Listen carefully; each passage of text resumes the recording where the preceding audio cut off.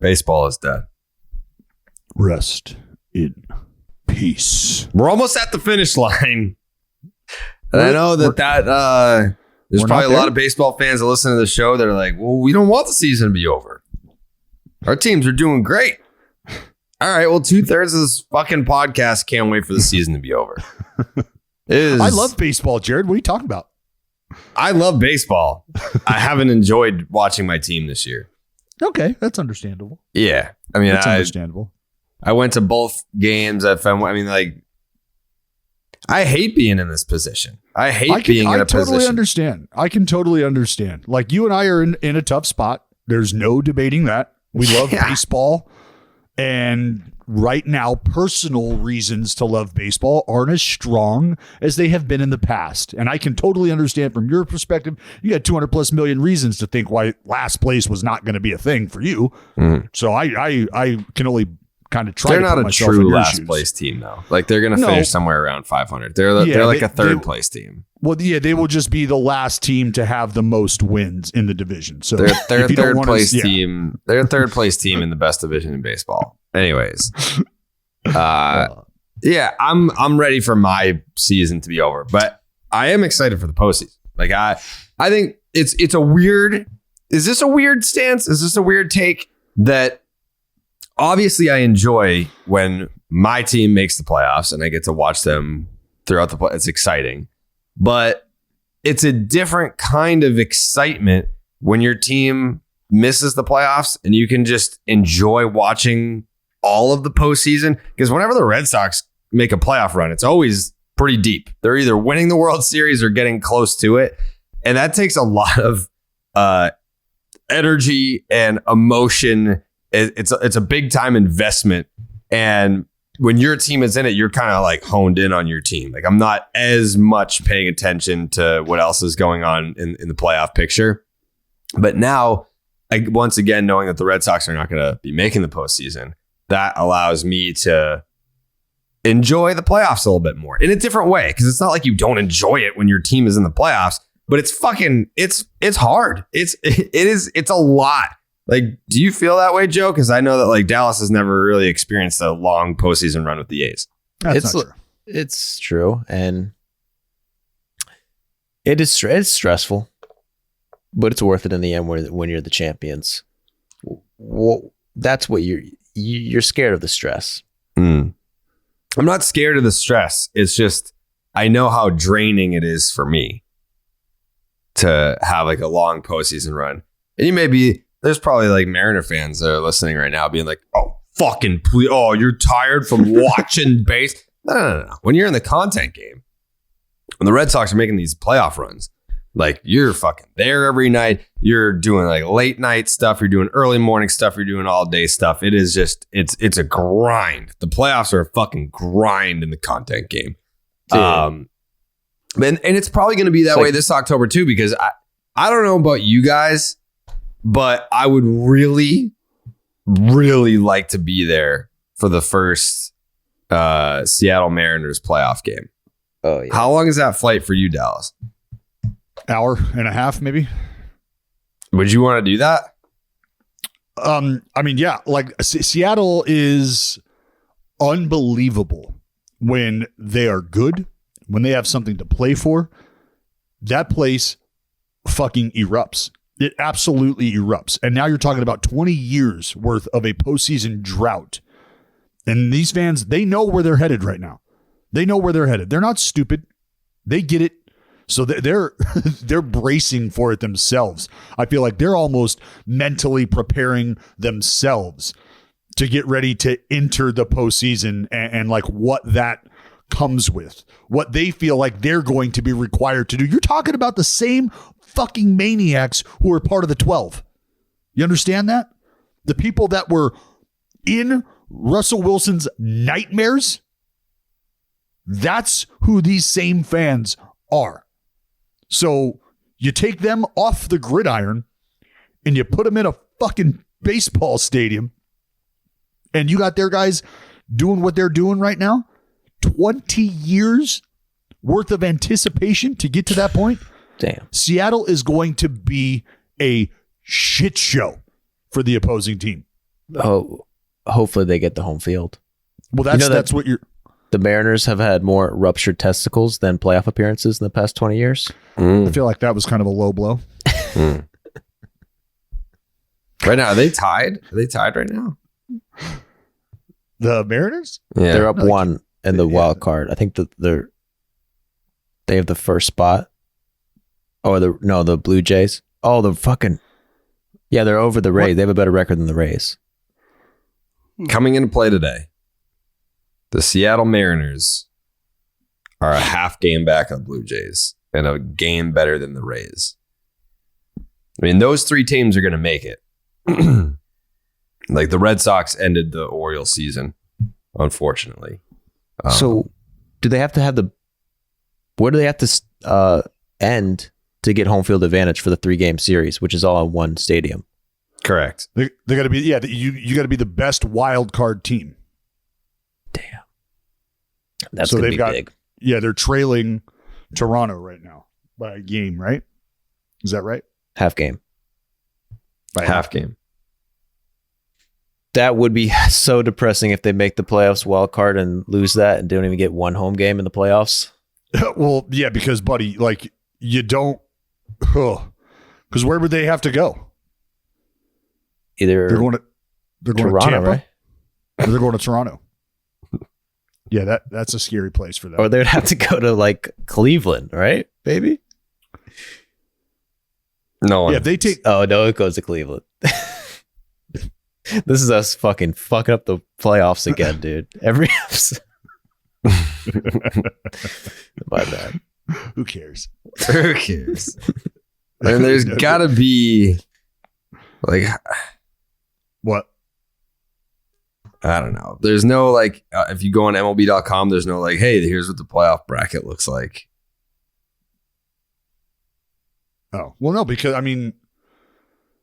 we understand the team with the best record is getting a bye. Mm-hmm. So then the New York Yankees will be playing the Toronto Blue Jays. The Cleveland Guardians would be playing the Seattle Mariners. Yeah. Yeah. The top two teams get a bye. The top two teams get a bye. 6 plays 3 and 5 plays 4. Like we said. Yeah. 6 is obviously the third wild card. 4 is the top. Yeah. So if you have the top 1 and 2 wild cards, you play each other. Yeah, Toronto and Seattle. Yeah. Of the wild card teams, only the top wild card gets a home game. Toronto. At this point. Which is Toronto, correct. And then cool. My Cleveland Guardians would It's play about damn time. It's about damn time that somebody is starting to pull away. Yeah. It's about damn time. But it I'm going to need the Cleveland Guardians to take over the Central. Like logically, it would make a lot more sense if it were the Chicago White Sox that were doing this. But it's the Guards, baby. And I told you 3 months ago it was going to be the Guards, and here we are. Imagine if you would have had the fucking balls to put that bet in. I did, dude. Imagine. 10 racks. 10 racks on the Cleveland Guardians. I think it was 50. I think you said it was 50. Yeah, well, no, he's forgotten. It was a blatant lie. I mean, I got a lot of bets out there. You got a lot of things going, huh? Mm-hmm. Yeah, there's a lot of cooks in the kitchen as it pertains to my futures bets. But how about your NFL bets, Dallas? I got to tell you, there was one team that that completely fucked me. And it was my team. It was my team. The Dallas Cowboys. It was my team. The fact that we didn't score a fucking touchdown, a single touchdown, not a fucking touchdown. There's 32 teams in the NFL. They all played a football game this last week. Yeah. They all scored a touchdown except one. That would be the Dallas fucking Cowboys, who now are quarterbackless. Yeah, you guys don't have a quarterback now. Yeah, super fun. Super fucking fun. But you know what? That might make me getting my bets in a little easier. Yeah. And the NFL's opening week was action-packed, touchdowns everywhere. And it's just getting started. Get ready for week 2 of touchdowns, big plays, and even bigger wins with the DraftKings Sportsbook, an official sports betting partner of the NFL.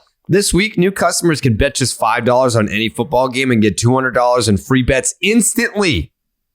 If you want more action, everyone can experience the thrill of DraftKings early win promotion. It's simple. This Sunday, bet on any NFL team to win. If your team leads by 10 at any point during the game, you get paid instantly, even if your team loses. What a deal. Download the DraftKings Sportsbook app right now. Use the promo code Jared to get $200 in free bets instantly when you place a $5 bet on any football game. That is promo code Jared, only at DraftKings Sportsbook, an official sports betting partner in the NFL. Minimum age and eligibility restrictions apply. See the show notes for details.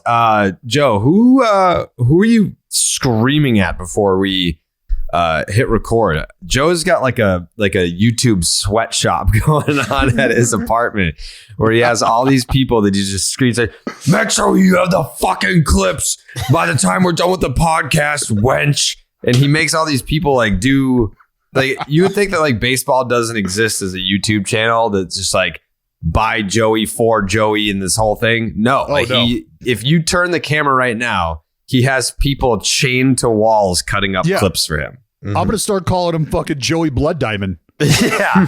Because that's what he's got going on out there. He's got crazy. people just fucking trying to pull content from Mother Earth, right from her grasp, right from the bosom of Mother Earth. And Joey's just like, yo, I don't care that your fucking fingers are bleeding. If you work hard enough, you'll wear the skin down to the bone and you won't feel that. So just fucking keep going.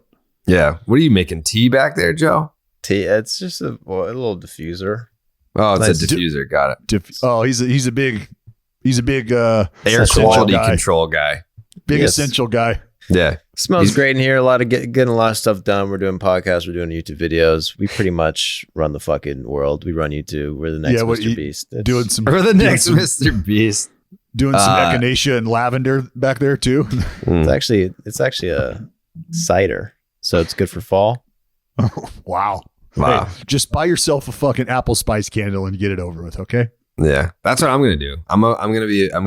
I was like heavily debating getting Halloween decorations. I think I'm still gonna do it, but just get like the window clingy ones and then put them all up here because they face where everyone like basically goes to get their Ubers after Red Sox games. I'm curious, Joe, how many people are working on this project with you right now? It's just one. Just an absolute whipping boy. Let's ask this another way. How many people are willingly and not against their will working on this video with you? That's just me, man. Oh, okay. All right. What's the next video going to be about? The Two Sword Samurai. Oh, shit. We got some Shohei propaganda coming out. Probably the MVP. Yes. Feed me. Yeah. Okay. I mean, are you going to consult Dallas on this? You should have him like co-direct it. No need, dude. I need someone who knows Japanese. I feel like there's a lot of shit that's like lost in translation. Sugoi! Are you fucking kidding me? Come on. Yeah, we know you fucking kidding me. Yeah, well, I'm gonna get Dallas to do the voiceover in Japanese for the Japanese viewers. Yeah. Fuck yeah. You know what you should do is you should get a Japanese person to dub it over in English, and then you can get me and I'll say all the shit in Japanese and the words clearly won't match up, and I think that would look really cool. If you're into that sort of thing. Yeah. Is YouTube big in Japan? Oh yeah, dude. Yu Darvish has like 3 billion subscribers. Yu Darvish makes as much money on his YouTube channel as he does playing fucking baseball. I didn't know if massive. Like Japan had like its own version of YouTube. No, brother. Fair question. If you look at like Shohei, look like Google translate Shohei's name in Japanese and look up the video, like the videos of Shohei in English and Japanese. It's like they fucking go viral. It's crazy. Yeah. Yeah. I've definitely seen people try and game the system by tapping into that. Dude, Trevor Bauer, he still has fucking everything. Trevor Bauer on all his accounts is in Japanese. That's always like, I'm always like, why? I wonder why. Well, it's for that reason. Oh, is that what he's doing? I thought. Oh, okay. That's what I always thought, but it just seems weird. I don't know how that works. All his tweets, everything he ever says is in English just because there's Japanese characters in his name. I don't know. The untapped frontier is still India. Yeah, Vince McMahon tried to do that. Didn't work out. MLB tried to do that too. How does that not work out in WWE? I don't know. It's a great question. It just didn't work out. We already talked. I think we talked about this already. But one of the fucking WWE wrestlers used to play with the Pirates. The guy from India who won the game show. Right, we talked about this. The $1 billion arm. Yeah, crazy. Now he's in WWE. Now he's in WWE. Macho Man Randy Savage, former St. Louis Cardinals farmhand. It's a very similar sport. Yeah. I can see. I mean, that's why they're my two favorite, because they're so similar. Mm-hmm. Yeah. Yeah. You really, if you close your eyes, you can't tell if you're at a wrestling match or at a baseball field. It's very weird. That's why they're my favorite. Yeah, I can see it. Stepped outside this morning, walk across the street to go get a coffee. Got that whiff of fall air. Fall's in the air. It is. Here in the city of Boston. It's just a shame that playoff baseball will not be played here in the city of Boston. But there were some, and this is kind of like a big fuck you to anyone that listens to this podcast and is like, no, because I feel like it's interesting. Yeah. So if you're listening, this is just a big fuck you right to you. So turn it up. If you're listening, fuck you. Because I feel like it's an unfair criticism that I get that I only talk about the Red Sox. I never talk about the Red Sox on this podcast, but I feel like it makes me gun shy to bring up stories that I think are applicable to a national audience. Like if there's a Red Sox story and I think that just belongs in the Red Sox corner, then I keep it there. If there's a Red Sox story and I think that it belongs in the national conversation, then I'll bring it here. And I think that this belongs in the national conversation, Dallas. Well, we've already had a conversation. Well, if I'm being honest, we didn't have a conversation. You spoke about the Red Sox not playing October baseball this year. Mm-hmm. You spoke about not being fully invested in the Red Sox season at this point in time. If you paid attention to what I said, I kept saying my team. I didn't even say the word Red Sox. So you would have people listening to this disassociate you and the Red Sox until you actually use the word Red Sox? I think it was more along the lines of like, if it were to be a tweet, right? Mm-hmm. If I tweeted, I can't wait for the Red Sox season to be over, then only Red Sox fans can relate to that. But if I say, I just can't wait for my team's season to be over, then other fans of other teams that feel the same way that I do can be like, I relate to that. Yeah, they can understand. But at no point in time do you receive the benefit of not being attached to or synonymous with an organization. Much like I do not have that benefit. Much like Joey does not have that benefit. Right. When you talk about my team or baseball, we get attached to A's, Red Sox, Braves. It is what it is. I understand. It's probably a tough spot. Jake's probably the most unbiased guy on the podcast. That's a fair point, which is why we only try to bring him in when we need shit to get leveled off, because we need the voice of reason. All right. Mm-hmm. So that's where Jake comes in. But yeah, it's understandable, Jared. It's a tough spot to be in, man. Sure. Tuesday night, Aaron Judge hit 2 home runs. Number, what was it? 56, 57? Yes. 56 and 57. After the game, he was asked a question that I thought was interesting. And I wanted to have the conversation here with you guys. Did you, by any chance, did you see the comments that Aaron Judge made? No. All right, let me just play the clip, because he was first asked about Red Sox fans. The question first was about Red Sox fans, and then there was a follow-up. Do you enjoy that with the back and forth you've had here with Red Sox fans before? Oh, it's the best. They're some of the best in baseball. They're going to boo you. They're going to, say some things. They're going to make you laugh. It's, it's all part of it. They a lot of great history here, and this is one of the best places to play. So it's always fun going out there and trying to put on a show for them. If it doesn't work out free agency wise with the Yankees, is this a place you'd consider? Ooh. We'll talk about that at the end of the year. So not a no. What the yeah, fuck? but not a so a fuck not, no, because he's not a no. Where was he giving that interview, Jared? In the clubhouse. Where at? Fenway. Okay. I mean, you act like he was like on the field with a fucking microphone and a podium. Like he was. No, but he was quite literally in the more intimate space of that building with people who would when he has clarity, be dictating the opinions of fans, or at least helping formulate the opinions of him to the fans. So I knew that you were going to get jealous about this. And jealous? What am I jealous about, dude? Yeah, he's our big landing spot for Judge. Yeah, your team would quite literally never be in the conversation for Aaron Judge or a player, right? Like which makes this a very easy conversation for me to have, which allows me to remove all sorts of emotions. You're lashing out because you're like, oh man, there go fucking the Red Sox, Jared's favorite team. Like they're just in the conversation for yet another superstar.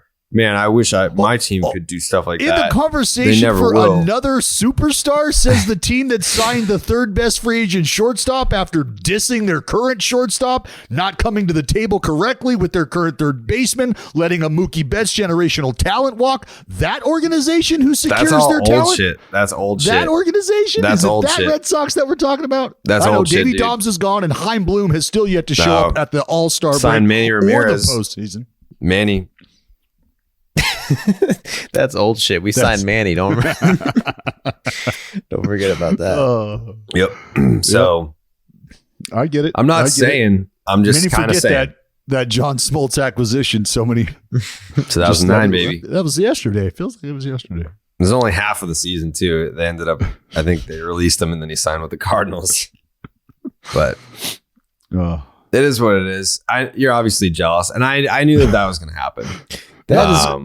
I didn't hear that quote until now. I've just seen like people tweet like, holy shit, Judge, Red Sox. Whoa. That sounds like nothing like at all of him saying he could go to the Red Sox. Right. No. He didn't. He was asked if at the end of the year, do you want to play for the Red Sox? And he was like, fuck yeah. But like, we got to talk about that later. Like players are not going to negotiate in season. Okay, that's different. I didn't hear it. That's different. Yeah, now it's a that's different. You gotta hear it through Jared's speakers. That's why. Right. It's like a muffled voice enhancer. Mm-hmm. Yeah. where you may hear "fuck you, suck my dick," but Jared might hear "let's do lunch." Mm-hmm. I mean, at the end of the day, the Aaron Judge sweepstakes is going to come down to: is he going to take the best offer from the Mets, or does he want to come home to Boston? And come home to Boston. That's not a question that I can answer for him. Yeah, he grew up a huge Red Sox fan. I mean, if he goes to the Red Sox, Jared, they might have that motherfucker playing center. They might have him playing short. They might have him doing all kind of different shit. He's a damn good center fielder. Yeah, well, he's an average center fielder. No, he's damn good. Who's going to be a free agent on the Red Sox right now? Who are the players? It's Nathan Eovaldi, JD Martinez, Xander Bogaerts. They traded Vasquez and then they re-signed Kike. So it's a lot. But you still have Devers next year? You have Devers next year, right? Mm-hmm. One more year of Devers? One more year. Last year. One more year. Man, if Aaron Judge goes to the Red Sox, that would be insane. That would be an awesome story. Yeah. Well, we'll see what happens when it happens. Crazy reaction. I'm not like the podcast after he signs with the Red Sox. I'm not even going to like rub it in your face because I feel bad. Do you get a gavel tattooed on your ass cheek if Aaron Judge signs with what the is up Boston with you Red and my Sox? ass? That's just the landing spot for random tattoos. I feel like you just nothing to do with really, your ass you just really want to see my ass. You really, anytime that a tattoo comes up, you're like, yeah, but put it on your ass so that you can show me after. What's up with that? I just explained to you. The ass is the landing spot for the ridiculous tattoo. Because, I mean, the explanation that has to happen at the most inopportune times. Like you're hooking up with a chick first time and she sees on your left ass cheek 7 rainbow trouts in a row, and then on your right ass cheek she sees a giant fucking judge's gavel. There's probably going to be a conversation at some point in time about what the fuck's going on your ass cheeks. I might as well just, like, any stupid tattoo that I want to get, I might as well just put it on my legs, because I'm never going to wear shorts again. Dallas, how many people have tattoos on their ass specifically because of you? Yeah, that's a good question.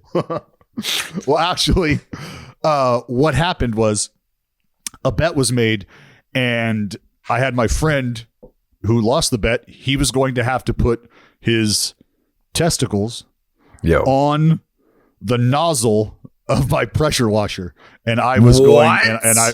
Oh, yeah. Oh, this happened too, by the way. This happened. So I shot the hose, right? And we were using a very fine lined nozzle tip. And yeah, things, it was pretty painful. It's pretty one of those things that you learn that you're not going to do again.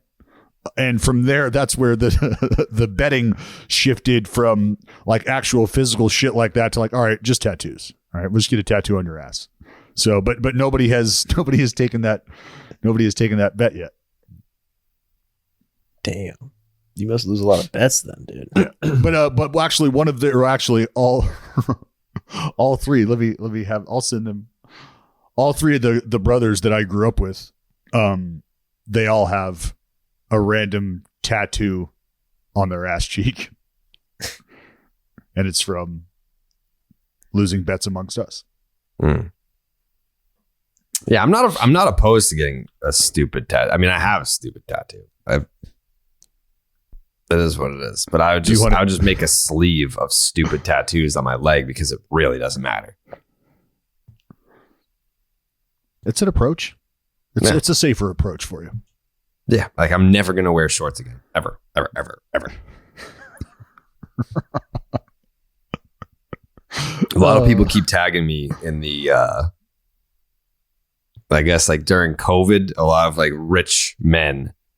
Yeah, the leg extensions. Yeah, they're getting like the leg extension I'm surgery. going to tell you right now, that article, because I've been tagged in it too because of you, that article that's your holy grail. You need to quit bumping your gums and talking shit about how you're gonna this, you're gonna that. If I had the money, you got it.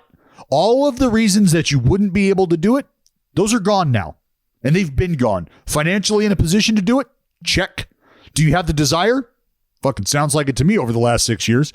And do they have the procedure available? Yes.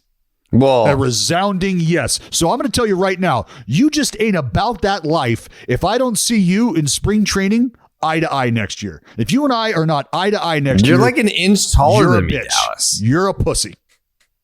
I want to know, what are there any, not side effects, but like what are the cons here? Like, is there a chance that I just like can't feel my toes ever again? Well, now you have to decide whether or not you want to ride the roller coaster rides. The decision's now up to you. That's not a con, but what do you mean? Now, you get to be a part too of this. Tall for them? No, you'll be tall enough. That's the point. Again, I don't understand. I'm a very average height. Like, I'm not short. You wouldn't see me in person and be like, "There's a short guy." I'm just not tall compared to the 6'6" athletes that I interviewed. I think that is potentially how you would be described if you were standing afar next to some people. I think that might be the the shorter guy. I'm gonna look into the surgery, but if I add 3 inches, I will be 6'1". I don't know. You'd probably be like 5'10". I feel like you'd be above average height. You would be above adding average 3 height. inches to become 6'1" would be a little too noticeable. I feel like I want to. I What feel are you like talking over about? time, I would want to do the surgery like 1 inch every year and a half, and then just slowly creep to 6'1". If I just Did you one read day the start- article? what? Did you read the article? And like this, the shit takes about 8 months for you to recover. Okay, so I don't know that you've got. You're going to be spending like roughly the next fucking 4.5 years of your life recovering from surgery to grow 3 inches. They put the fucking pins in your legs, in your femurs, Yeah. and they are controlled by a magnetic device. So Okay. they raise and extend like a millimeter every day or something like that. Oh my God. Yeah. It just Wait, so you get the surgery and then it kind of it stretches out over time. So how long after the surgery would I actually be 6'1"? You would be 6'1", or you'd be on your way to 6'1" right after surgery. Because your bones are breaking, your bones have been broken, rods inserted, and now as they heal, they are extended. Mm-hmm. And so the idea is your bone is trying to recover, and then it's being disturbed again and growing, and it's creating more space for the calcification process to take place.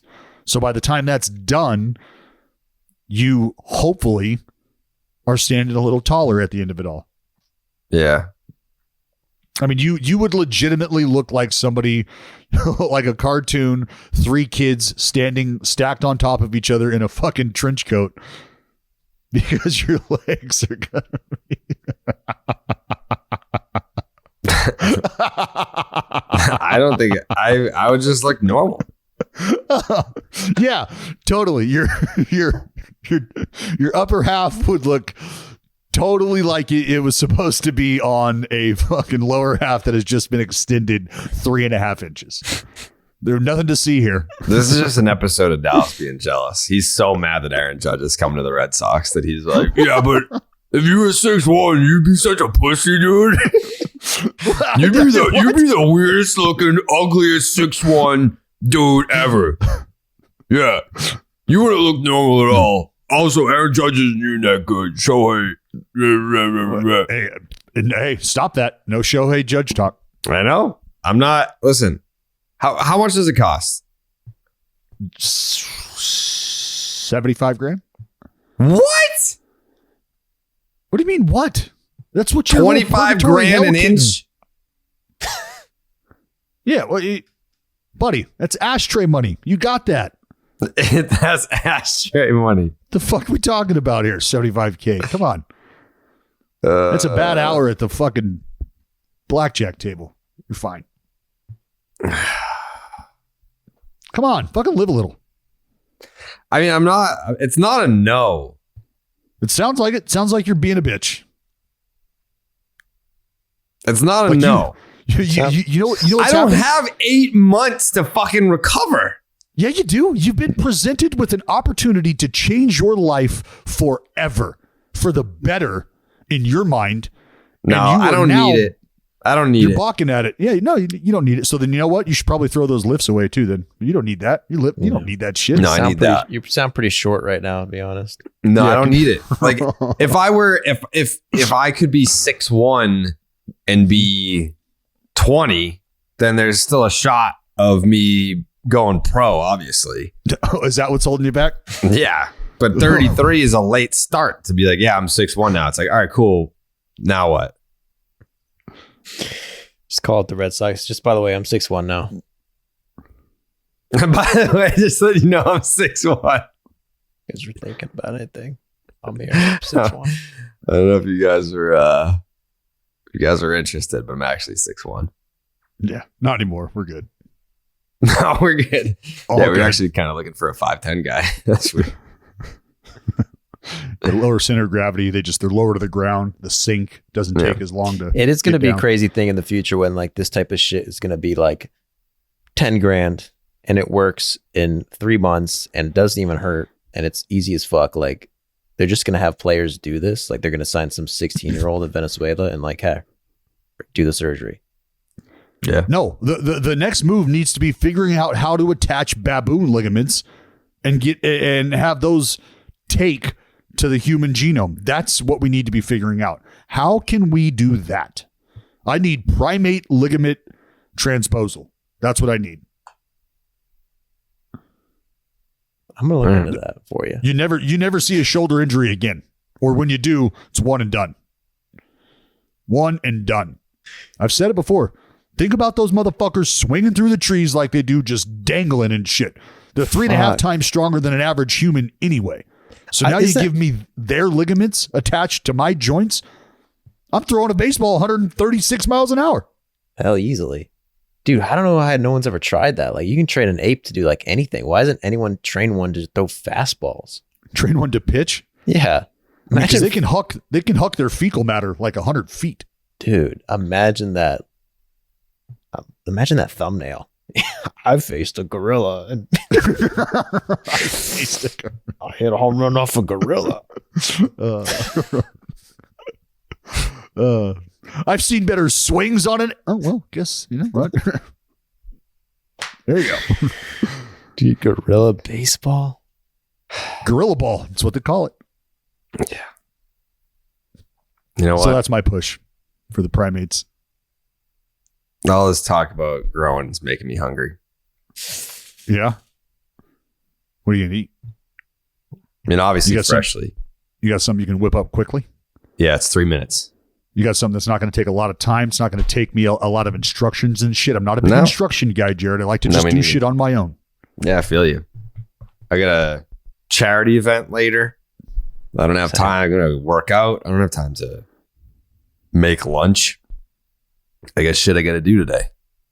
That's why Freshly's new lineup of effortless in-season meals gives you more time to enjoy your summer. Don't waste your time inside shopping and cooking. Take advantage of the good weather in Freshly's special summer sale. Now you can get $125 off across your first 5 orders, which is a great deal. With Freshly, you're not stuck with fast food chains or frozen dinners when you want a quick meal. Freshly provides delicious, effortless, balanced meals without having to sacrifice your summer moments. Other meal delivery options make you do all the work of prepping and cooking. Freshly comes ready to heat and eat in 3 minutes or less. Designed by nutritionists, prepared by chefs, then delivered right to your door. I know Jake had Freshly for dinner last night. How many nights was that this week, Jake, that you had Freshly? That was the third. Third night for Jake. Wow. The only reason why he didn't have Freshly on Tuesday was because we were at Fenway together, Dallas. Really? Yeah. What'd you guys do? We watched the Red Sox. Oh. Watch the Red Sox. Get delicious, nutrient-packed prepared meals delivered straight to your door. No cooking required. Fresh, not frozen, and ready to heat and enjoy in just 3 minutes. Use the Freshly website or app to find meals that fit your lifestyle with plans that work for your dietary needs, preferences, tastes, and family size. Choose from over 50 nutritionist-designed entrees like classic steak peppercorn, multi-serve sides like masterful mac and cheese, or their new line of plant-based meals. Skip the grocery shopping and dirty dishes. Your meals arrive cooked and fresh every week. New meals are added weekly, so you're never stuck eating the same thing over and over. Now you can try Freshly with $125 off across your first 5 orders. It's a great deal. Make summer dinner stress-free with Freshly. Right now, you can get $125 off your first 5 orders at freshly.com/Jared, Jared. That is $125 off at freshly.com/Jared.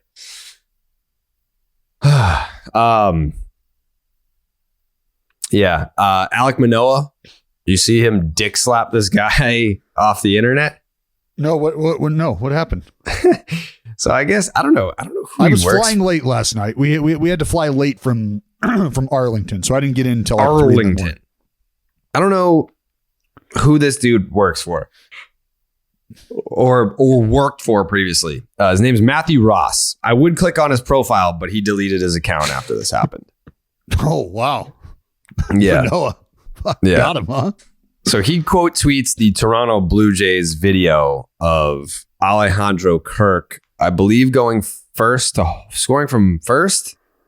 I don't know, but he's hauling ass. And if you know Alejandro Kirk, you know he's what, 5'8", 250? Built like a fucking fire hydrant, baby. Yeah, he is short and compact, but he's an athlete. Damn right, he's an athlete. He's an athlete. Put some respect on it. So this man, Matthew Ross, if he ever comes back, Twitter, Matthew Words was his Twitter.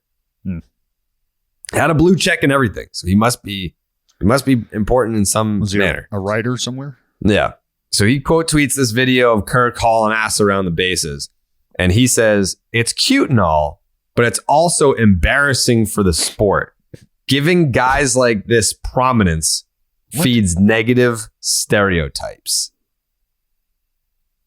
What? Yeah.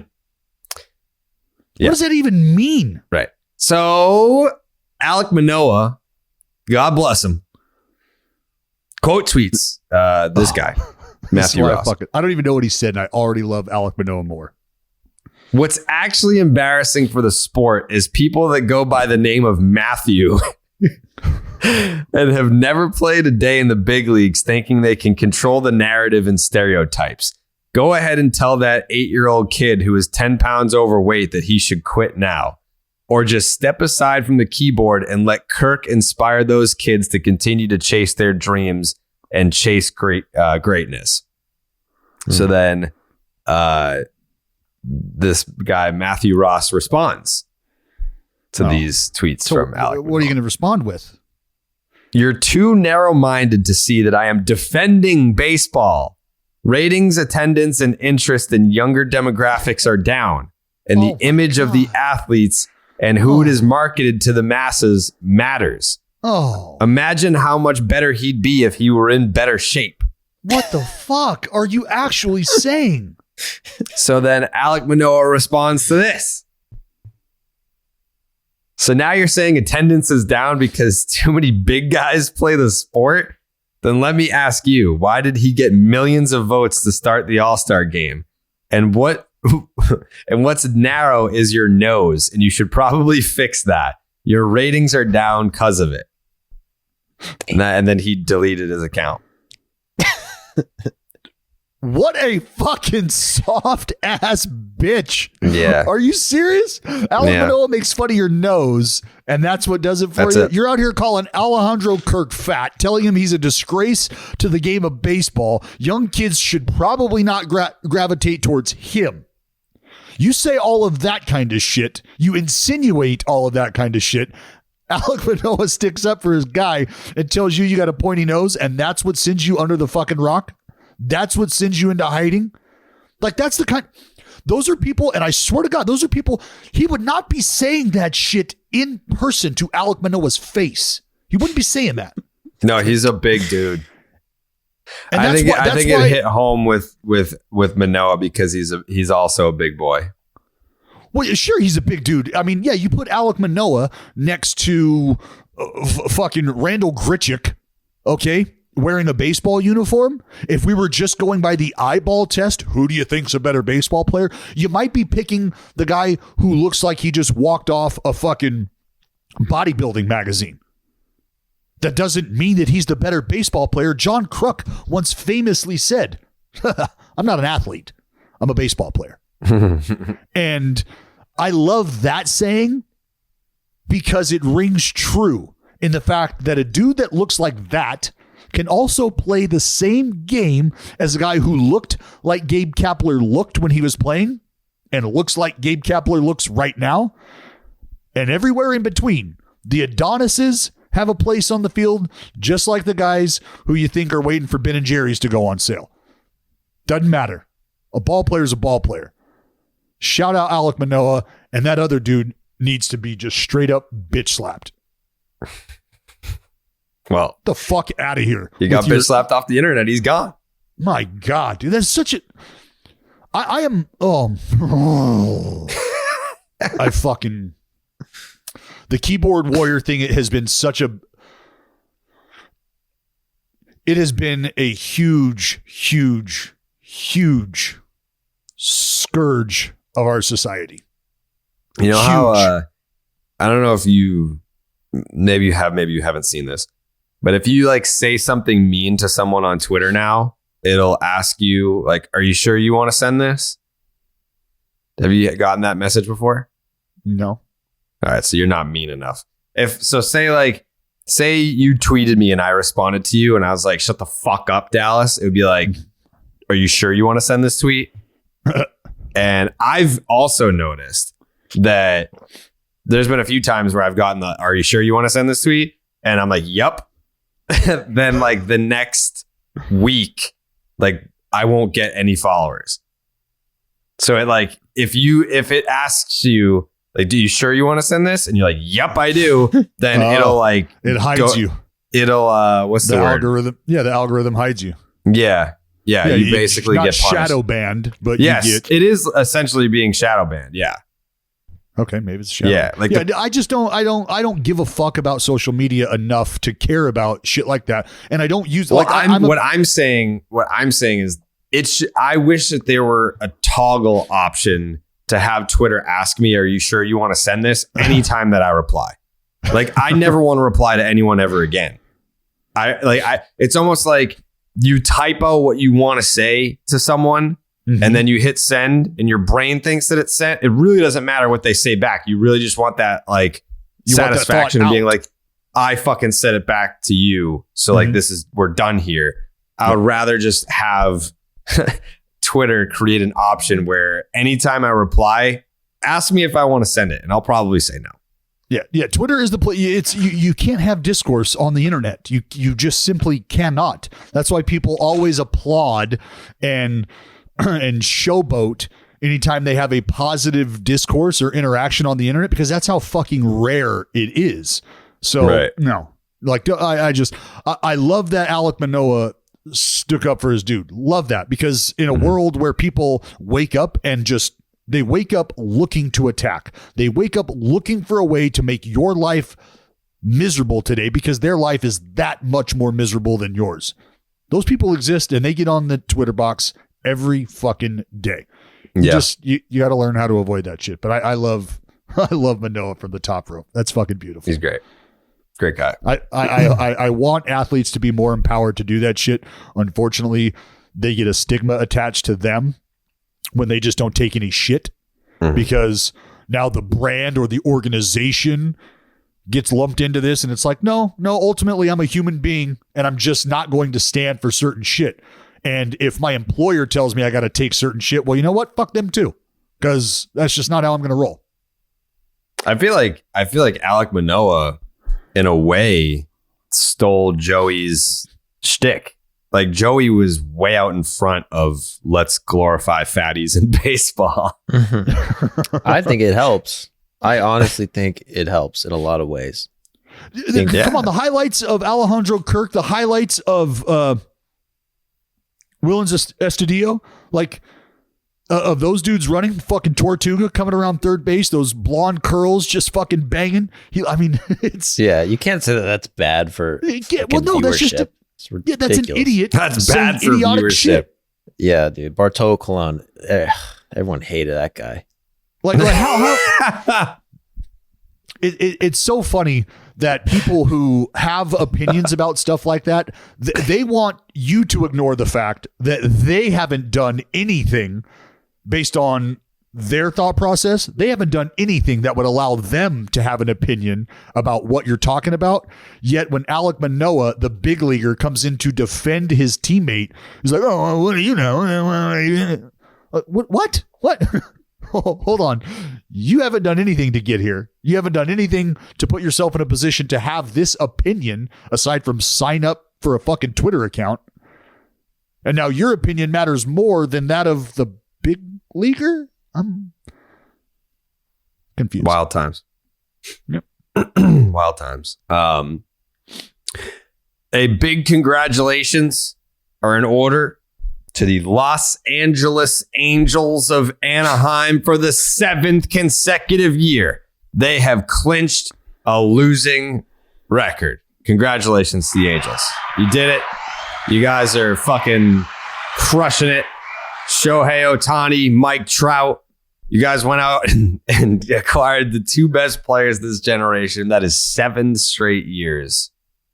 Hey, and guess what? I What's can't up? think of a single fat guy on the Angels. Yeah. So what's really actually bad for viewership? The Angels have done more to hurt viewership. They've been given so much, and they've done nothing with it. Nothing. That's a fair point, Joey. That's a fair point. That is true. When's the last time they even had a fat guy? Who's the last fat guy on the Angels? Kendry Morales. Kendrys Morales Kendrys broke Morales. his leg on home plate jumping on it. Walk-off grand slam. PTSD. They said, oh, he broke his leg because he's fat, so we can never have a fat guy again. Look where that got you. Kendrys Morales. Yeah. Damn. Well, they the had Angels Bartolo are in a- Colon too. Angels are in a bit of a That's true. spot right now, right? Figuring out where the team's going. Not where they're going, but ownership. Old Artie's been kicking the tires on selling the team. He put the team up for auction on eBay, so there's no telling how that's going to go. You hope the bots don't swoop in at the last minute. And then no address. Like, that's tough. It's tough. It's been a rough go for the Halos, Carrabis, but what are you going to do? What are you going to do? I mean, like, what if you are the Angels, right? You're going to draft 20 pitchers and You can do that. completely ignore any other big league ready talent. So do you think that they're beyond the point of embarrassment? Like, if you're working in that front office, you're an executive for the Angels. Do you think it's beyond embarrassment? You know what? Embarrassment is all in the eye of the beholder.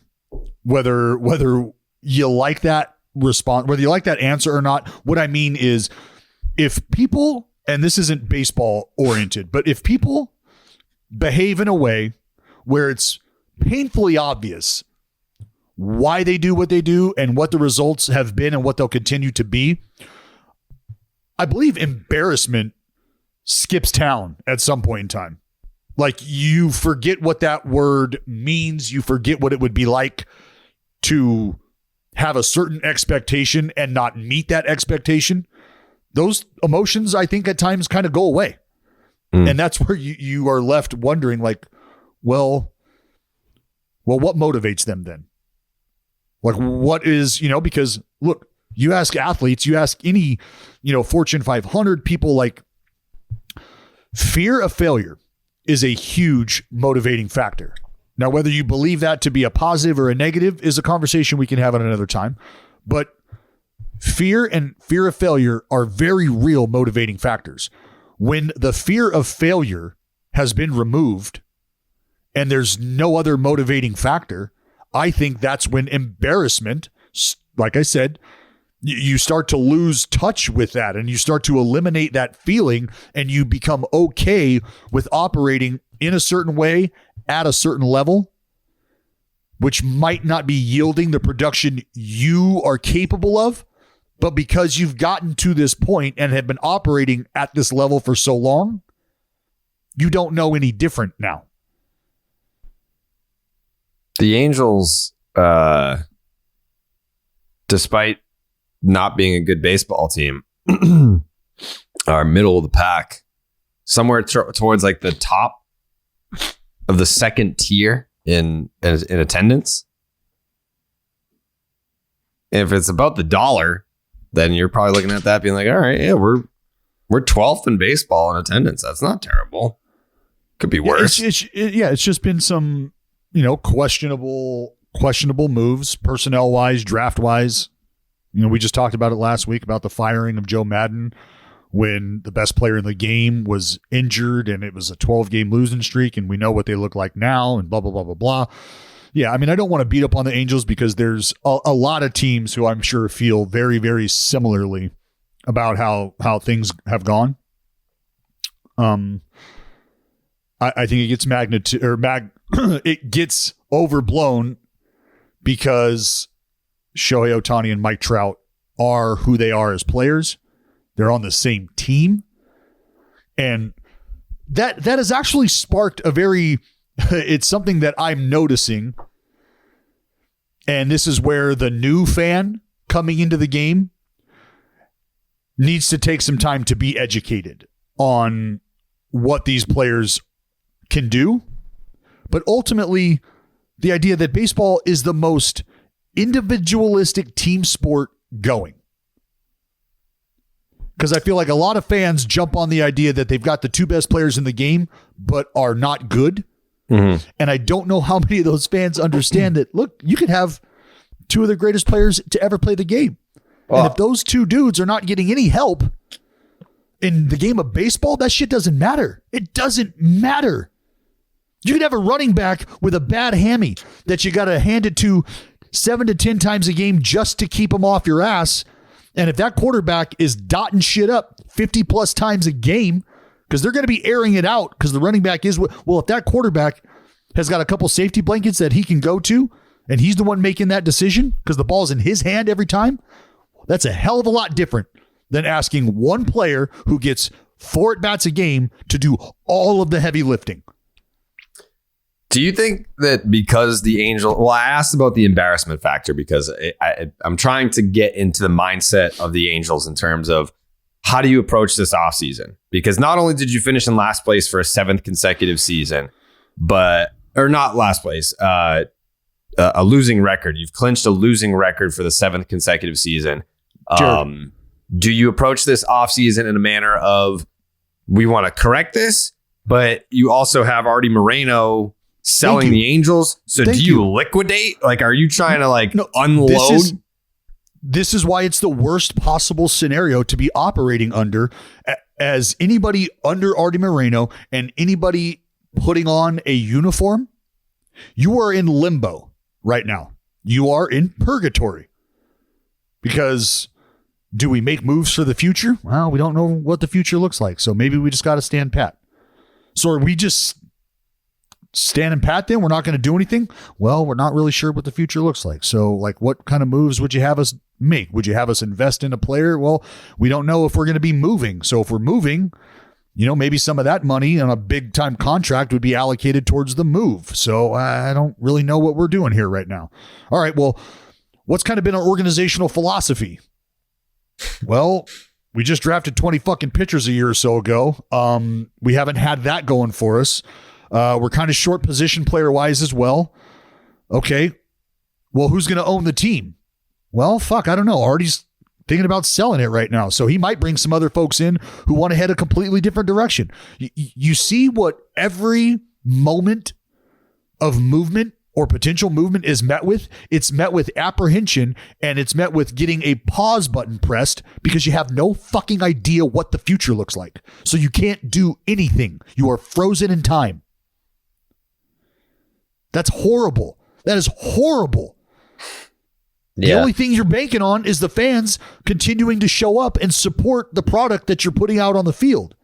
But in terms of shifting the direction it's headed, every conversation is met with, we don't know what the future looks like. So we don't know that making a big move or heading in a different direction would be ideal right now, because we'd be doing that potentially under the pretense of an entire overhaul organizationally. This could be a sell and a complete house cleaning job. Or Artie could wake up tomorrow and tell us, nah, you know what? I don't think I'm selling it. And then we'd have to start from scratch all over again. Joseph? I think they're going to start from scratch either way. I mean, they're already at 0 with Shohei and Mike Trout. Shohei's gone. I don't think it matters who the owner is. They can't offer him enough money. I don't think I would agree with that to an extent. There's not another Steve Cohen knocking on the door of Major League Baseball. And we've already seen what impact that dude has had on the landscape of baseball. I mean, they instituted a fucking tax rule for the guy. So, I mean, ownership could impact something like that. I don't think a Max Scherzer going, fuck yeah, I'm in, Uncle Stevie, sign the paycheck, let's do this. But if you're talking about Shohei specifically, I don't think the guy really gives a fuck about money at all. Like, at all. I mean, he lost to come to America before he was a free agent in Japan, he lost $200 million. He just said, fuck it. Joey, it does not matter to him. It's not that it doesn't. I know what you're saying. I agree with you to an extent. But that's where I fall back on my take about Shohei Ohtani coming to the Angels, why he came to the Angels specifically, why he doesn't care about the money. When you're that confident in yourself and you know what you're capable of, to the extent that Shohei does and the extent that he believes in himself, there was no better place for him to go to execute his game plan, which was, I will show you I'm the best player, and the only way that I can do that is by playing next to the guy that you guys are calling the best player. So let me do that. Let me show you what I'm capable of. And then once I'm done jumping through these arbitration hoops here in America, watch how much these motherfuckers have to pay me. Yeah, I think he went there because it was the best environment. There was a franchise that was going to let him be a two-way player and give him like room to do it, and gave him like 3 years to prove it. Yes, the best. But now that he's already, every team in the world knows he can do it, obviously. So that's not really a factor. I think now it's like in terms of going to like the team that he knows can win. Well, it's going to be a combination of going to a team that he knows can win and a team that is willing to take on everything that comes with Shohei Ohtani, because it's not like you're just getting a superstar player and there's no hassle. And when I say hassle, it sounds like it's a bad thing, but there's going to take some diligence in planning out the rotation, in planning out off days, in making sure that you are resting this absolute weapon you have, because it is a weapon that nobody else has. You got to take care of it. You got a really nice knife. Doesn't mean you don't sharpen it. It's a quality blade. It's going to be sturdy and it's going to work for you, but you got to take care of it. And not everybody is in a position to do that either. So that's something that is going to be a big factor in Shohei Ohtani leaving Anaheim is, can you win? Are you in a position to handle everything that comes along with me? He ain't staying. There's nothing the Angels can do between now and his free agency to convince Shohei Ohtani to stay. Like, that is open and shut. Shohei's gone. Which I guess just makes that conversation all the more interesting. Where do you go from here if you're the Angels? Because if you're going to lose Shohei in the next 2 years, it's just, I don't know. I feel bad for Angel fans, but at the same time, like having Max on, whatever that was, like a week ago, and like him saying that, what was it on the list of things that they care about? What was it that was just we were talking about? It was so far. Oh yeah. Pujols going off with the Cardinals. He's like, on the list of things that we have to worry about, that's like, I don't know, number 15. Yeah.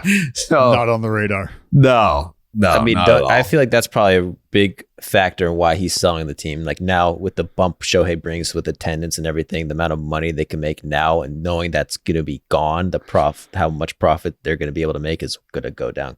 Well, that's why, like,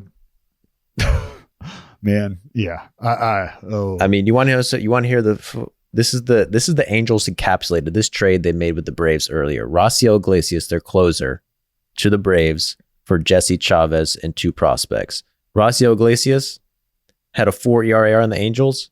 On the Braves, he has 0.5 ERA. The guy they traded, Jesse Chavez, went to the Angels, got DFA'd. He got DFA'd in like 2 weeks, came back to the Braves. Now he has a 2 ERA with the Braves, had like a 7 with the Angels. And the 2 prospects the Angels got with him, both, I think it's like a 5 ERA and a 7 ERA. Damn. The Braves are just doing it big. The Braves are doing it bigger than anyone else. Also, big time missed opportunity by the Atlanta Braves. The Mets, for the first time all season. Whoa. What? The Mets. What? It wasn't, we didn't miss. I mean, we both missed the opportunity. Don't put this on us. No. You missed when you haven't been in first place all year long. And the Mets get swept for the first time all season. We're not playing the Cubs. By the way, hold on, Joe.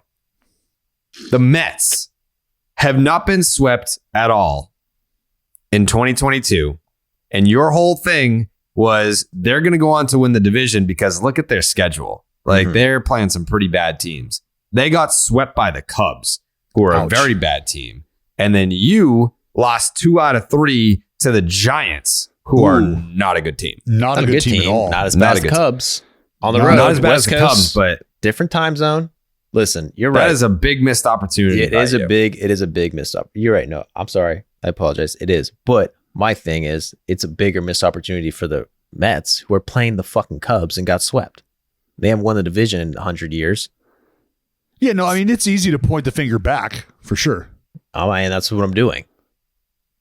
But if you're somebody who values being able to control your own destiny, then you would clearly look at that as a missed opportunity It's a on missed the Braves' opportunity. behalf. It's a missed opportunity. However, the Mets also bigger missed opportunity. You're playing the Cubs. You got swept by the Cubs. Well, Cubs are What's Major more League Baseball embarrassing? team. What's more embarrassing? You know, we lost 4 out of 5. We're playing the Mariners. We're in a different time zone. We're playing the Giants. It's cold. You know what I'm saying? It's cold out there. Different time zone, West Coast. You know what I'm saying? It's like, at the end of the day, it's like we're looking at it as a positive. Fuck, we fucking lost 4 out of 5. We're basically tied, down a half game. We're as close to the division lead as we've ever been all year. I don't know. I mean, you had the division lead for a brief moment. Half game. It's the same shit. Being a half game back and being a half game up is basically the same thing. Almost. That's what keyword basically. Half game. How many games are left? 25? Less than that. No, 20. 20? 20 games? 20 games left. A half game separates the Braves and the Mets.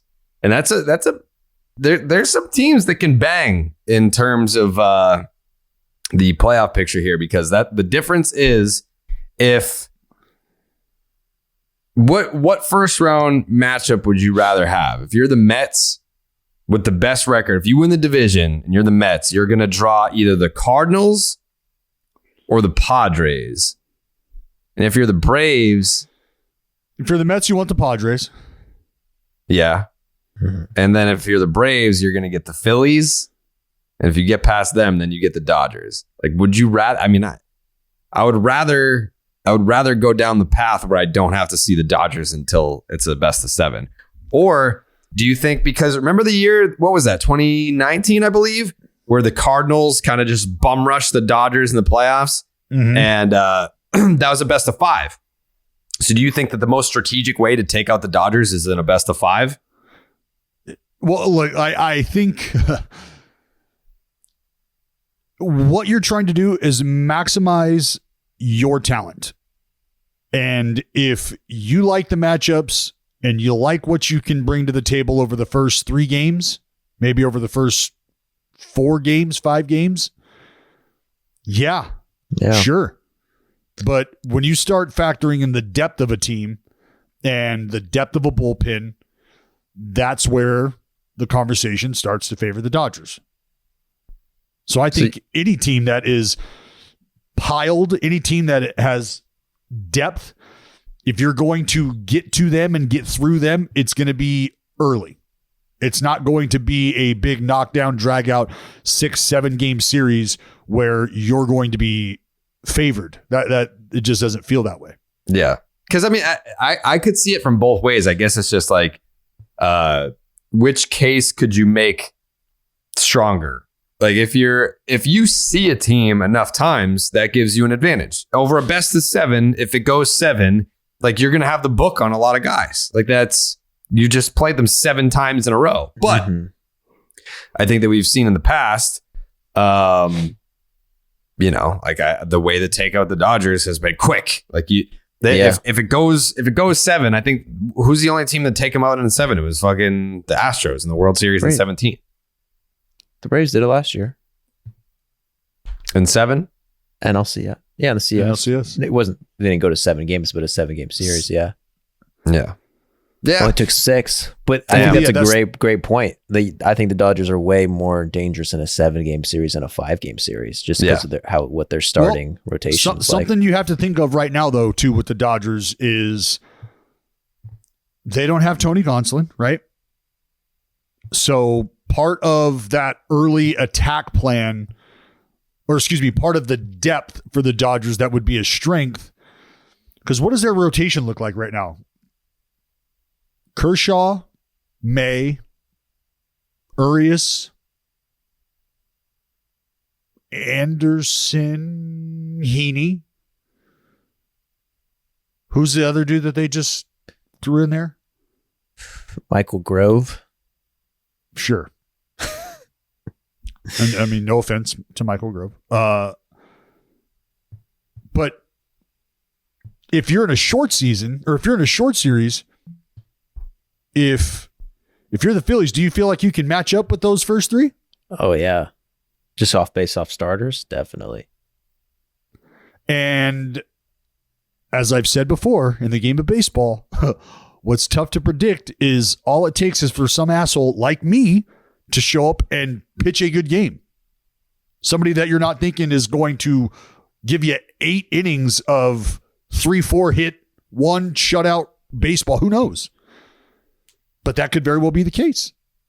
So it could be the moment to take the Dodgers out is early. You do not want to have to get through their offense 5, 6, 7 games. You don't want to have to deal with that. Mm-hmm. Yeah. And that's where for the Dodgers, I think right now, what would be important is identifying guys that they can use multiple innings back-to-back days. And what I mean is, hey, we might need what's the lefty who gave up the fucking the hit, Vesia, Alex Vesia. Is that it? That's his name. Hey, we might need you to go 4 outs today. Like, gonna put you in the lineup here. Gonna get you 2 lefties and a righty. You're gonna come back out for that next inning to get that lefty who's leading off. And then tomorrow, I could very well be in a spot where I got to use you again in that same exact scenario. Get a couple of the lefties, maybe deal with a righty. And if we're able to get through that and you got another favorable matchup on the back end, I might need you. You're going to have to identify a couple different guys that can give you similar work in that regard, because we know what the postseason presents, a shorter leash for those starters. So should things start to get hairy early, do you have guys that you can go to calm shit down that you might have to go to tomorrow? Why? Well, because the depth of the rotation isn't as strong as it once was. We'll see what happens. Also, I had that tweet yesterday about the Seattle Mariners. I think it was June 21st. Like, yeah, I've seen some people saying that the Mariners are just going to be happy to be there because it's been 20-something years since they've been in the playoffs. But since June 21st, Seattle Mariners have the best record in the American League. Only the Dodgers have a better record than them. So they're more than just a happy to be there team as it pertains to the postseason. And then Astros fans, very triggered by this statistic, because the Astros were not far off the Mariners' pace, and they still have what is Houston 12.5 game lead on the Mariners in the AL West. So Astros fans were like, yeah, that's nice. That's nice that they've had a nice little fucking 70 game run, but we're the Houston Astros, blah, blah, blah, blah. Do you think that the Seattle Mariners are a team that other teams don't want to see come October? No, no. There's not a fear factor there. I mean, they're because the response to that would be, and it might be a lazy response, but it would be, why are we afraid of a team who has no idea what they're about to be feeling? Why would we be afraid of a team that has no idea what they're about to encounter? And you're saying, well, aren't you putting a lot of stock in just an atmosphere? Like, isn't it the same game? Is it? Yeah, that's valid. It is. It's not. It's not the same game. It's not the same game. Yeah, the way the bullpens are managed, it's just not the same game. It's a completely different game. So is Scott Service going to be prepared? Is his staff going to be prepared? And I'm not saying prepared like, do they know their matchups? Yes. Yes. October is where managers earn their salaries. It's where managers used to earn their salaries. I think it's where they still do. I think during the regular season is when you might get the computer spit out this lineup card, or the general manager said, this guy's going to be starting at this position. Like, we're going to try him out. Like, we want to see what he looks like. He came up as a second baseman. We're going to try him in center field. Like, that comes from like the front office. In the playoffs, I feel like that's the manager being like, all right, I'm the one that's pushing the buttons here. Like, we're going to try this. Like, combination in the bullpen. Like this starter, it's his fucking bullpen day, but we're going to use him in the 8th inning now. Like there's crazy shit happening all over the place. Conversations are had, yes. But Jared, just think about this. In the most pivotal time of a season, are you telling me that's when the front office is going to relinquish control? No, but I think the emphasis on a manager's baseball mind is showcased the most. That's what I tell you. We talked about this fucking 4 years ago. I've been saying it for God knows how long. The two lists that managers ultimately get to make decisions from. This is the list that keeps your job. This is the list that could have you lose your job. And if you make the decisions that come from the list that you've conversed with the front office about and you lose, or those decisions don't play out, no harm, no foul. Because the calculator had a big part to do in that decision making. The conversations with the front office had a big part to do with that decision making, and it didn't work out. Collectively, we missed there. Collectively, we missed. Manager's job is safe. Manager makes a gut decision based on what he's been seeing from one of his guys, and that decision doesn't work out. Well, now the manager is going to have a conversation with the front office about why he made that decision. And now we're going to weigh how much my gut decisions mean to you compared to how much the algorithms and the calculators and the projections mean to you. And I don't know how many managers come postseason time are given that liberty, are allowed that freedom. That's my point. So it's a very different game come postseason. That doesn't mean that the front office just starts to lay out and lets the baseball people start to do the baseball thing come October. I know a lot of people wish that was the case, but it's not. And front offices are absolutely sitting in there having the conversations that I just told you the Dodgers are probably having about what does our bullpen look like after the early departure of a starter. Because if this happens multiple times, we need to be prepared for that. Who are these guys? And I don't know that a gut feeling or a gut decision is going to supersede a collective conversation that is had. But I agree with you, Jared, that this is when sometimes a hero is born, where the manager just says, this is what we were told. This is what I was given to do. And I said, fuck it. I didn't do that. I went this route. I sent him back out there. Can you think of any like postseason gut decisions in the recent history that's been like huge? I mean, Dusty's known for it. I can't think of any off the top of my head, but no. And that's why, because the game has gone in such a different direction these days. Like a gut decision, like I don't know, it wasn't the playoffs. Keeping Pedro in?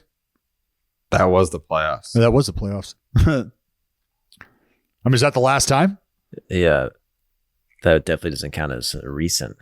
No. Well, that's my point. Yeah. Is in this day and age, come the 4th inning, if a guy is seeing a lineup for the second time and maybe he's given up a hit to 2 of the 3 guys he's about to face, and he gives up a hit to one of those 2 for the second time, the bullpen starts moving around. Guys are getting loose, and it's like, why? Well, because he's facing these guys for the second time, and the first time he went through them, there was some loud noise, hard contact. I don't know if he can handle it this time. It's like, Jesus, it's the 4th inning. Yeah. It's a second at bat here. The game is not over yet, but it's October, and it's different. Yeah, I mean, just think of all the examples of people going with analytics and then being like, "Oh, you fucking asshole! Why'd you do that in the playoffs?" Like Greinke, Game 7, 2019. Snell. Mm-hmm. Yeah, Snell. These are the decisions that just people just roast for hours. But you can't think of the inverse where people went with the gut feeling and it paid off. Like, yeah, like well, I could go, but you go back to, it's not even a gut feeling, but it's like Jared was Was Chris Sale the dude to be firing the last pitch in the World Series? Mm-hmm. What about it? Well, I mean, was there somebody else that Alex could have went with? Kimbrel, the closer. Oh. but instead, it's you know what? I want this dude to feel this. I want him Kimbrel to had have been this. asked that playoff season. But So- it was like, you need... It was symbolic. It was a fuck you. It was... Sure. This was the most dominant season in franchise history. We want to finish it with a dominant 9th inning, and that's exactly what you got. Yeah, I just don't know that there are many examples of the gut decision. I could tell you some right now. What- Last year in what the do you- playoffs, Ron Washington just won the Braves a game by just sending anyone who got the third, waving every single guy. Watch is like, you're on second, your ass is scoring. Come on. Come on. Yeah, I fucking love Wash. We need Darno to get him looking on at him like, some buddy, point. I can't. It's fucking October. I've been catching. Like, I can't. No, you're going. Come on. You're fucking going. Yeah, it was what was that, spring of 19, Dallas, when we went to Braves camp? Mhm. Yeah. Okay. Yeah. So yeah, we got to see some of the folks at DraftKings on Tuesday night, and I was like, fuck Florida spring training. Yeah. But Arizona, I want to go. But the Braves are a Florida team, right? Yeah, Correct. So I think what we should do is we'll do how we normally do. We'll do like a week in Arizona and like hit all those, but then make a list of Florida teams, like a short list. So it's not like how it used to be where it's like, I'm busy that day. Yeah. Like Kabar, I'm getting the infield drills with Washington, dog. Yeah. I'm getting there on my knees, dude. I'm taking grounders. Bet you are. Yeah. Yeah. You heard it It's here. a whole- Joey can't wait to get on his knees for Wash. Yeah. Hell yeah, dude. I'm a student of the Hell game. yeah, dude. I'm trying to pick it. trying to get my hands two- right. Use two hands, Joe. Two hands. Exactly. It's so funny looking back. I don't know if you guys might know this, but I didn't really ever was aware of this.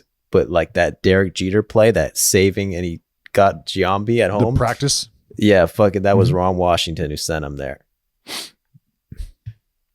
Which when I saw that, I was like, makes a lot of sense. This guy's been doing it for fucking 30 Well, years, just sending anyone and there's a lot of people. There's a lot of people that say if things would have gone another way, that plays different. All right, so Dallas is blaming Ron Washington for Not at all. Oakland's No. sad franchise. It's That one not what play, happened. things would have went a lot different. Anyways, segment brought to you by Win Reality, the VR baseball training application available on the Meta Quest 2. Ooh. It's not a game. It is a revolutionary tool to improve your skills. Head to WinReality, WIN, reality.com/dead to sign up today. We were told, how about strikeout of the week or home run of the week?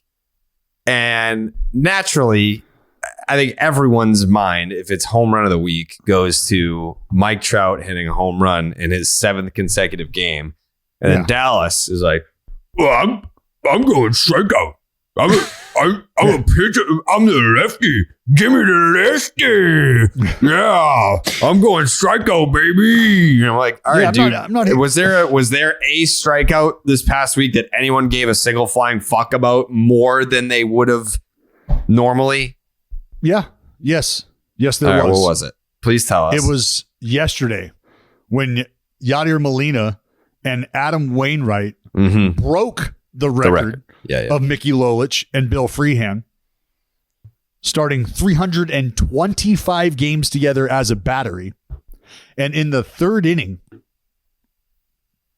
old Adam Wainwright, old Uncle Charlie, dialed up that number 2, dialed up the old Cuervo. Wham! Hammer time. McCutcheon coming up, goose eggs. Yachty fucking hose him at second. Strike him out, throw him out in a record-setting performance from two future Hall of Famers, Adam Wainwright and Yadier Molina. That is a pretty cool strikeout. That's a really fucking cool strikeout because Cardinals fans have been seeing that shit for the last 15 years. Yeah. So, Mike Trout, 7 home runs, 7 days. That's fucking great. But the fucking You're the one that was fucking. You're the one that was blowing him for doing it in the first place.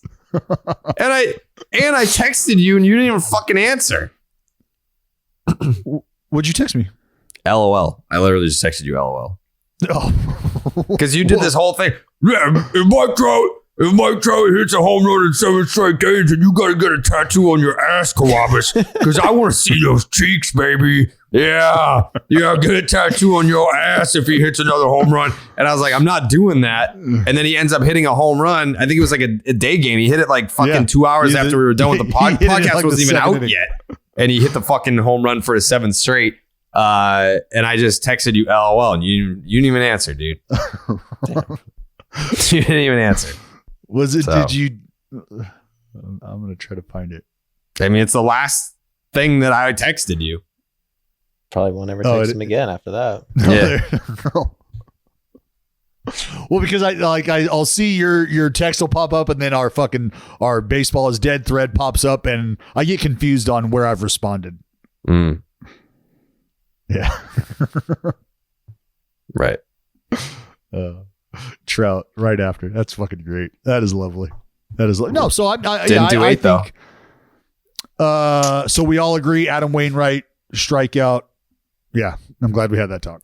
Did you see the graphic of how Mike Trout is being pitched, approaching a 7th game in a row with a home run versus how Aaron Judge is being pitched with 58 home runs? No, So like, say this is the square. I know that you have to be watching on the YouTube for this to make sense, but say this is like the strike zone for Mike Trout. All the pitches are like dotted like over here, like it's like nothing to hit. And it's like, this is Aaron Judge with 58 home runs. And it's just like, boop, boop, boop, boop, boop, just fucking feeding him. Yeah. I mean,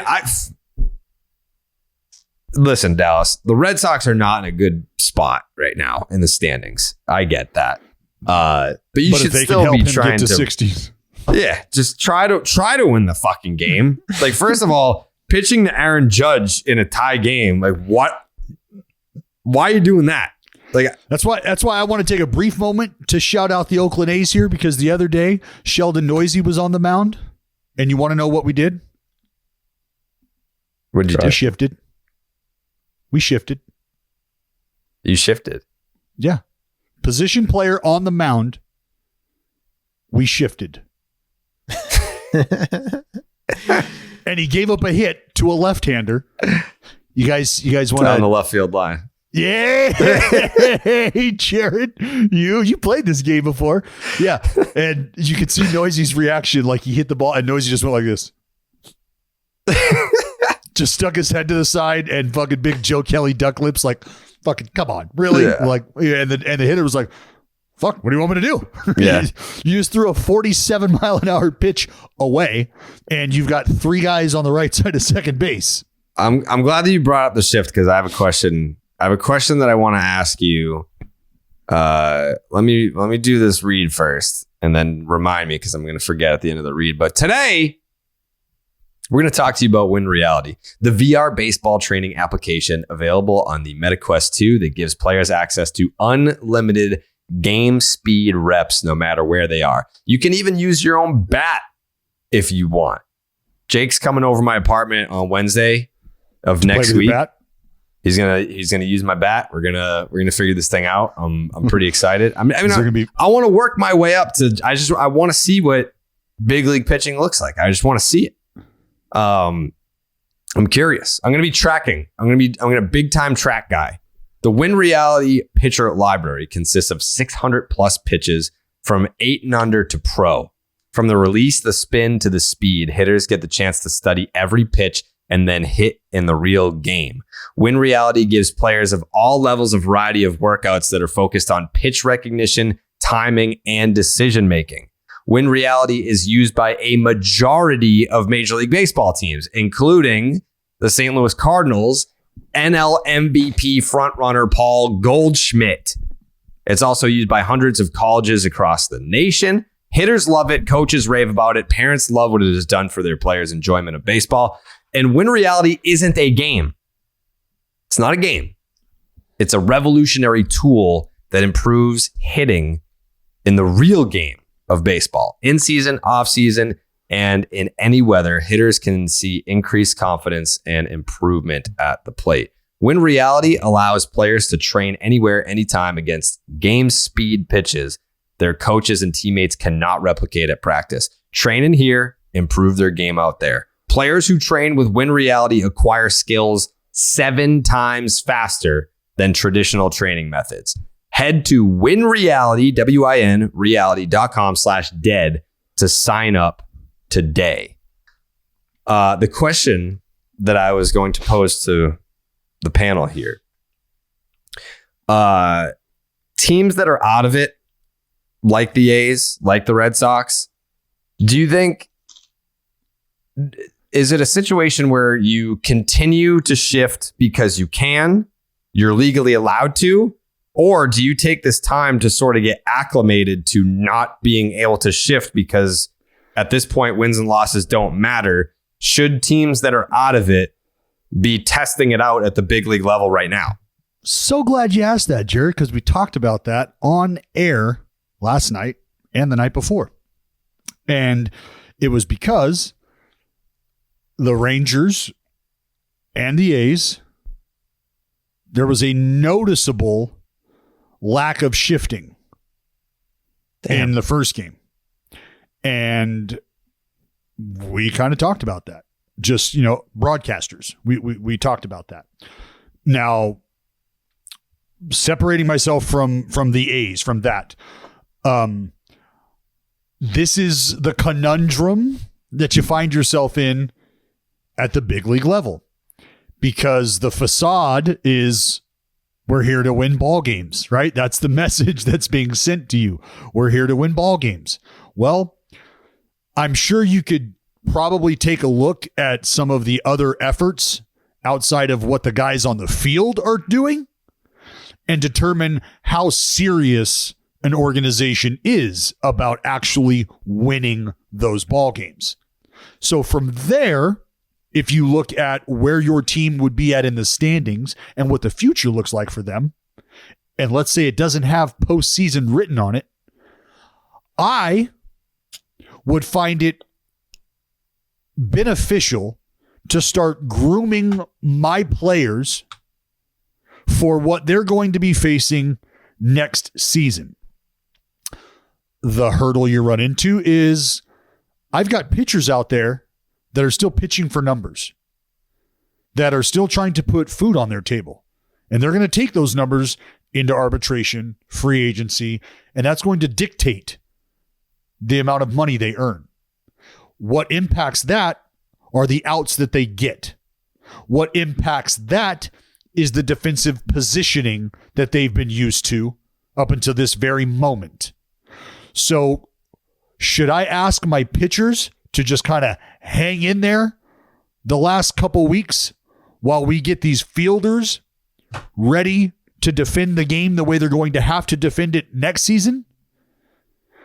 I don't know that you're going to be able to have that conversation, because I'm going to look at you and go, well, are you going to compensate me for outs that should have been made in the shift that led to runs? Or are we going to overlook those? Probably not. Okay. So collectively, do we have a conversation about that? And I can see both sides of it, because the financial impact and the monetary implications are very real for a player. And let's not forget, you get paid out taking first, second, third, fourth place in your division. Fifth place, you don't get shit. So those are all things that you consider moving forward. Organizationally, it's, you run the risk of being the first team out that says, yeah, we're just going to be shifting our focus into what the game looks like next year. Well, I promise you, everything I just said about the financial impact, those conversations get had. And you have to entertain those. Yeah. So how much does like the pitching game plan change when you're in a shift? A great deal. Because and at times, and it sucks to think about, but at times you could be asking a pitcher to move away from one of his strengths and really asking him to execute something because this is an attack on a weakness we see at the plate, which ultimately plays into our hand if he puts it in play. Sliders away. Look, I like my fastball in. Well, the numbers against this guy and fastballs at 94 and slower in, he covers those. And I know you really like yours, but he covers his. And I know your fastball is your best pitch, slider your best secondary pitch, but maybe your second best pitch overall. We need you to pepper this spot right here because he's going to roll it over. But if you give him the fastball that he can open up on and get to, he's going to hit it over the fucking wall. And we don't want that to happen. So, per this guy right here, this is how we'd like to see him attacked.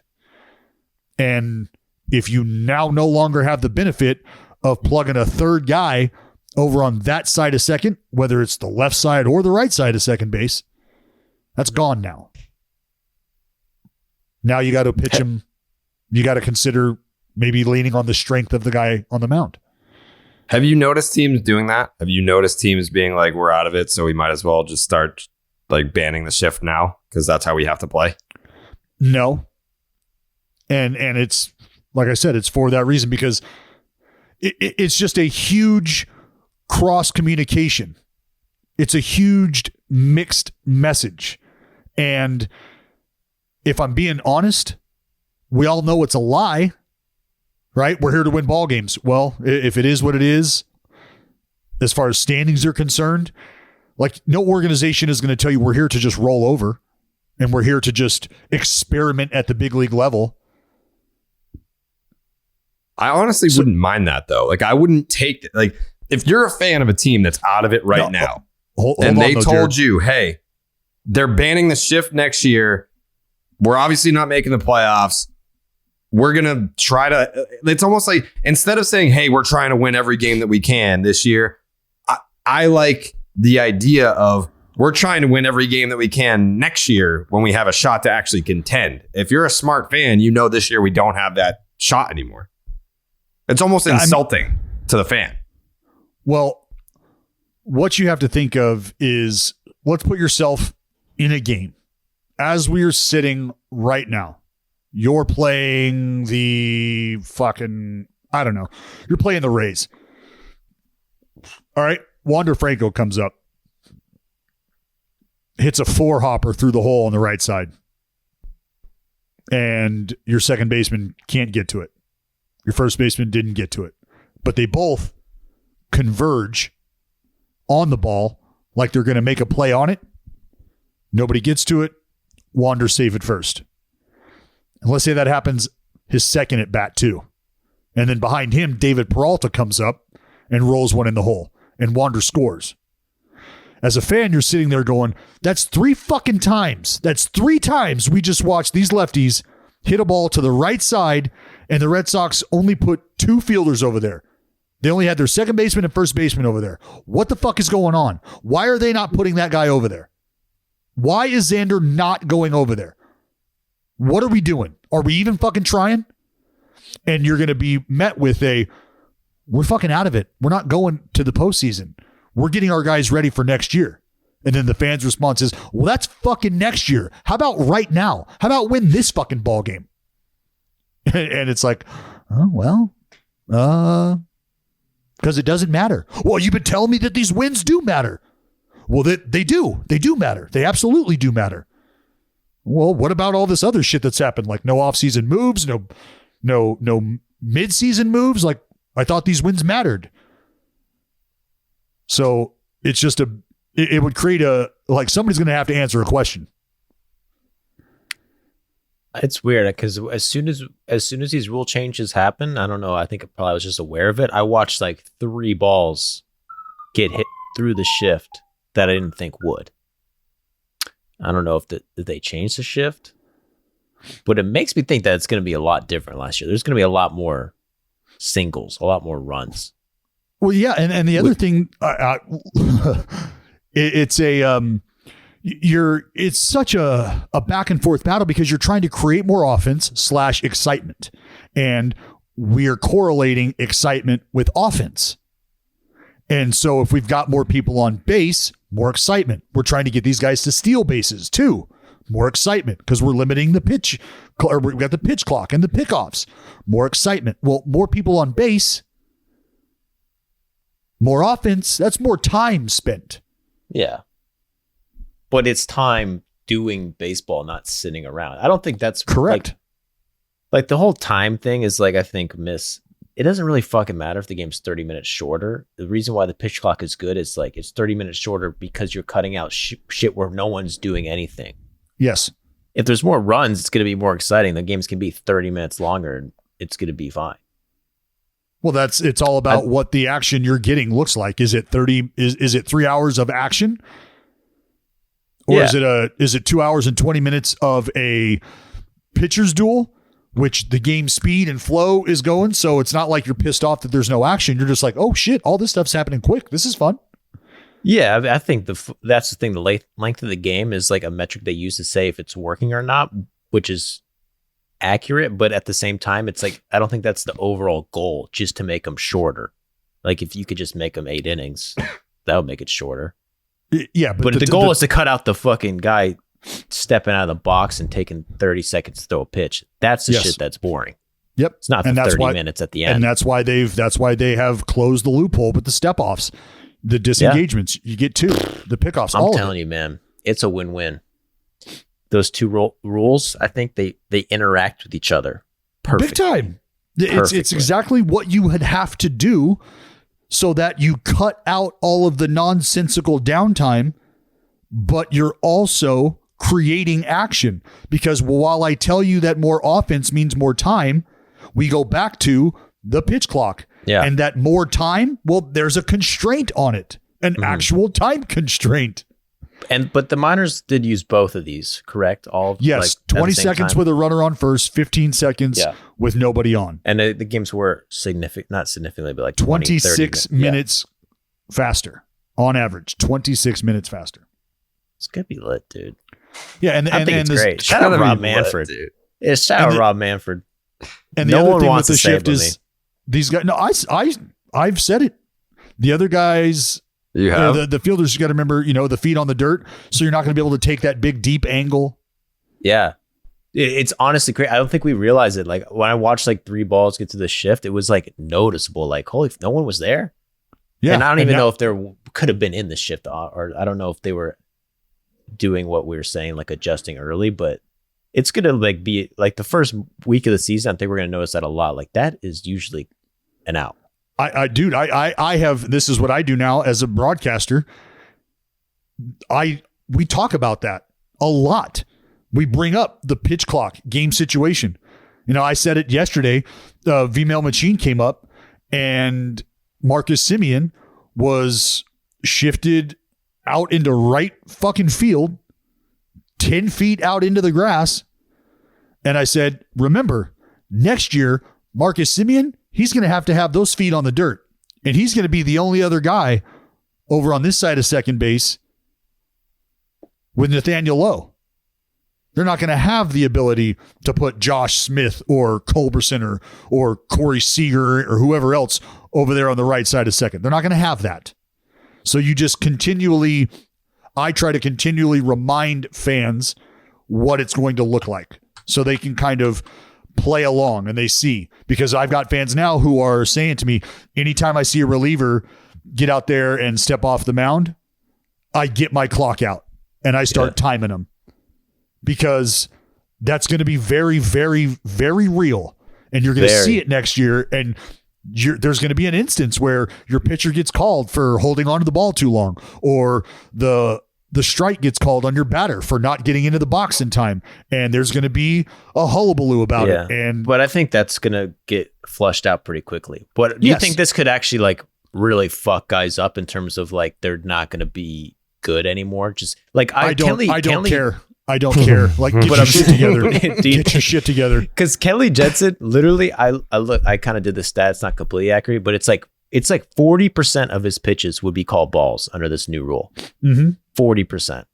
Wait, what? Yes, 40%. Because they're tracking that on Baseball Savant now, like how much time in between pitches, and it's like he takes over 30 seconds for like 40% or something crazy. How long was that contract?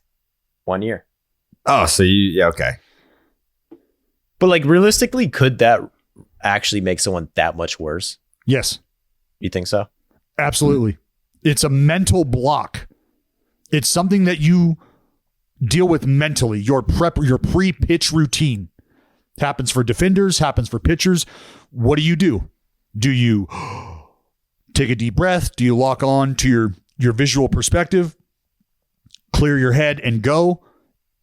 Is there a mantra that you recite? Like, what are these things that you do to prepare yourself in between each and every pitch?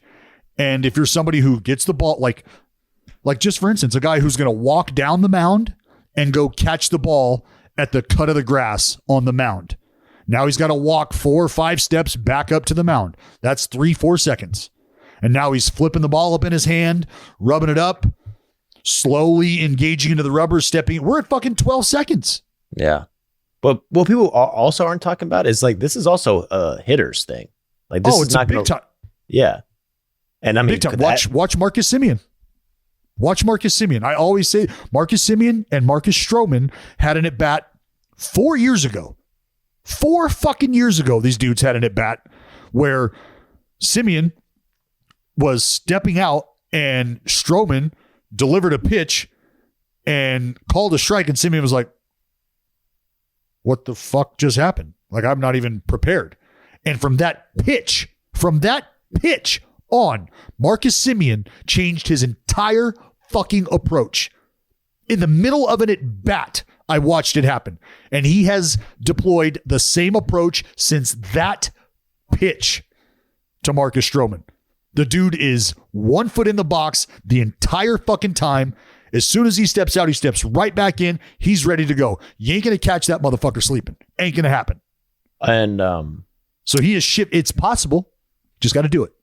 And I think a lot of that, I don't know who, I think it was Rod Carew, my friend, said that a lot of this players taking in between is like a lot of them thinking in their head, the analytics, like the count, what you're expecting to get. If you're cutting that time in half, like arguably that could fuck hitters over more than pitchers. Well, the argument to that is, isn't hitting reactionary, or are you up there guessing?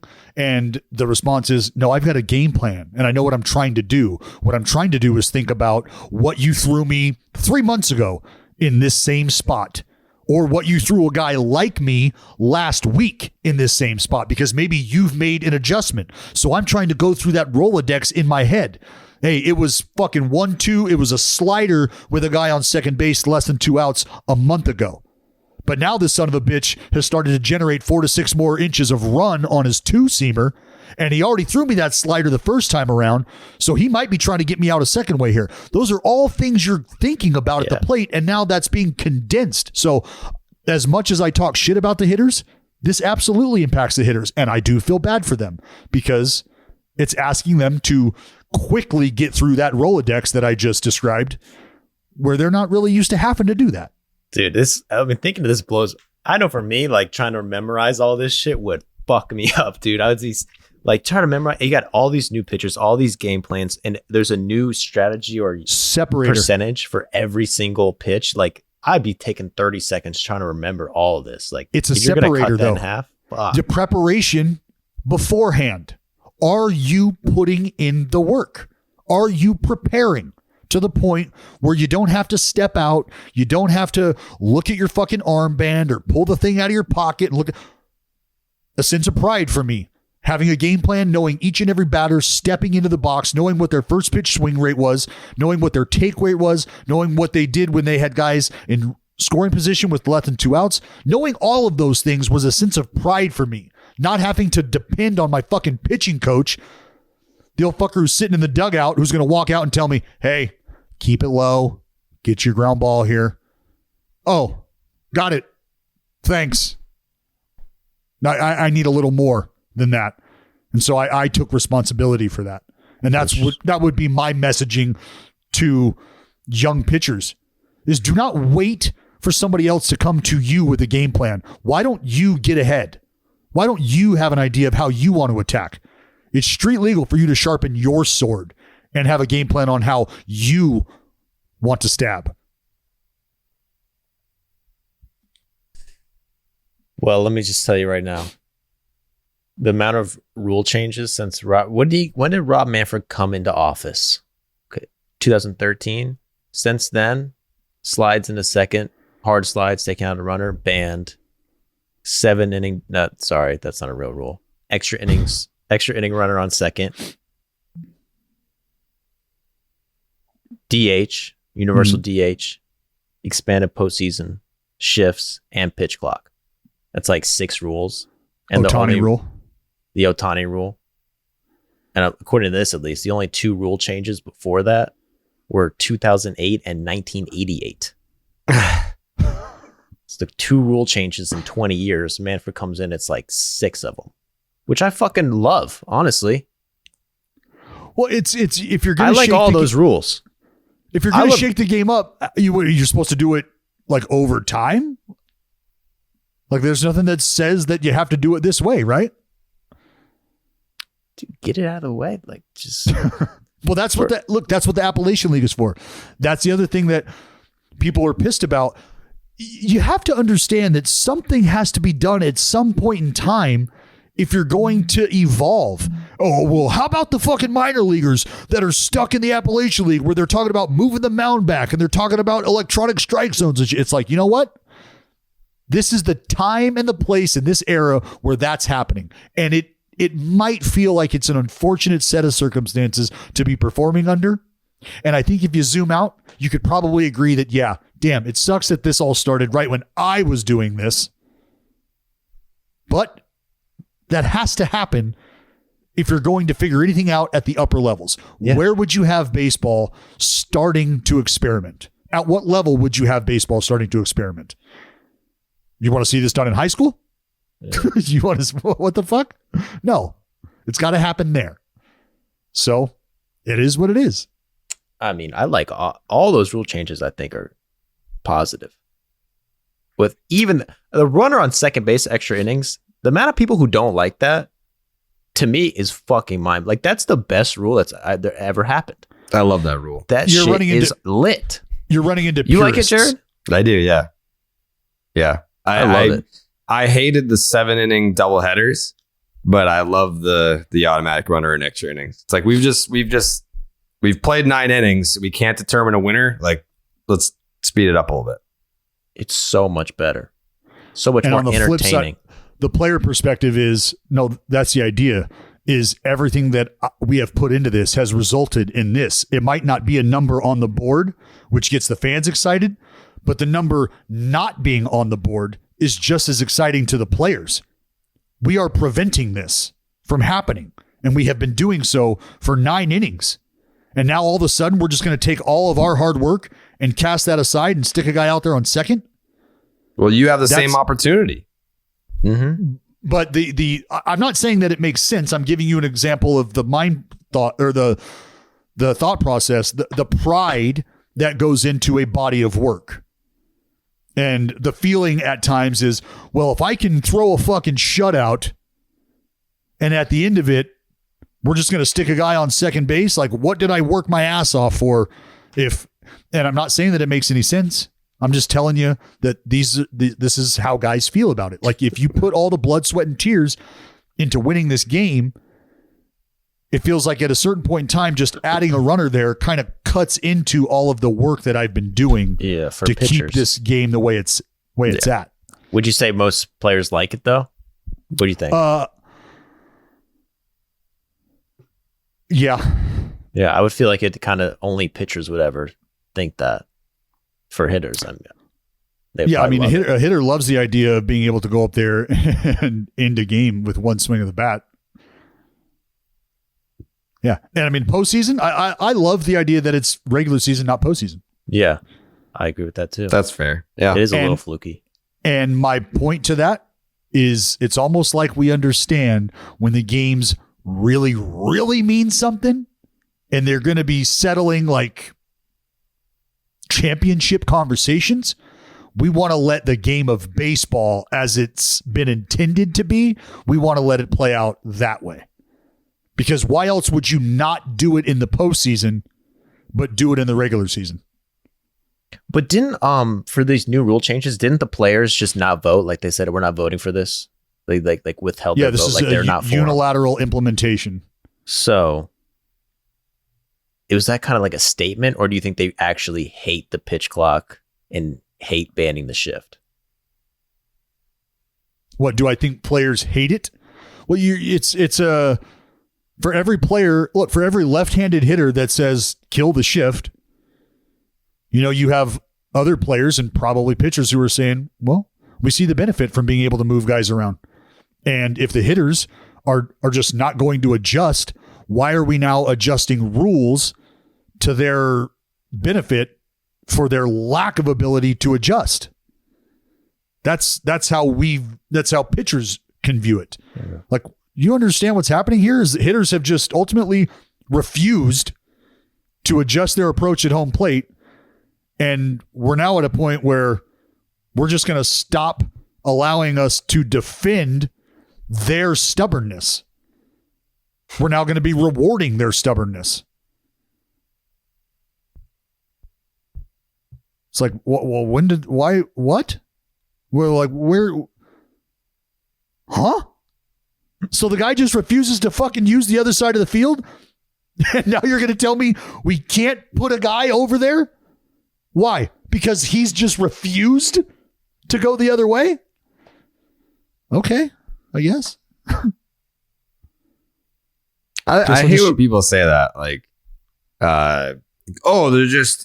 they shifted on him. We'll just fucking hit the ball the other way. It's like, it's not just like something super easy that you can do. Because I would imagine that if a big league hitter, we're talking about the best hitters on planet Earth, could just do that on command, they would do that. It's not like they're like, you know what, dude? I would hit an easy automatic double down the left field line, but there's just something about pulling it. I just gotta fucking pull it. I gotta do it. I see there's 3 infielders over there and 2 outfielders, and there's only a third baseman standing over here, but I gotta fucking pull this ball. Like, I don't get like what, and it's old school fans. It's all the older fans. Like, back in my day, if they shifted on fucking Ted Williams, they just slap a double down the line, and that was it. You'd fucking be standing on second base, automatic double. Like, all right, great. So you cite the greatest hitter who ever lived, or at least that's his moniker. Yes, there are, like, I think you mentioned Rod Carew earlier. Didn't he say, we talked to him, like if he played when there was shifting, he's like, yeah, I would have hit like 400 every single year. There's some guys that I do believe can go the other way on command. Sure. But like your everyday run of the mill big league hitter, when they're getting shifted on, it's not like they're choosing to pull it versus go the other way. They're not stubborn. It's just not that fucking easy. That I disagree with that. And the reason I disagree with that, if you're Joey Gallo, you're choosing to hit 160. Great. Yes. You want to know why he's choosing to hit 160, Jared? Because his power, he gets paid to fucking hit homers, and his power is to the pull side. And if you don't like that answer, I don't know what to tell you, because the response is Joey Gallo is not getting paid to hit doubles to left field.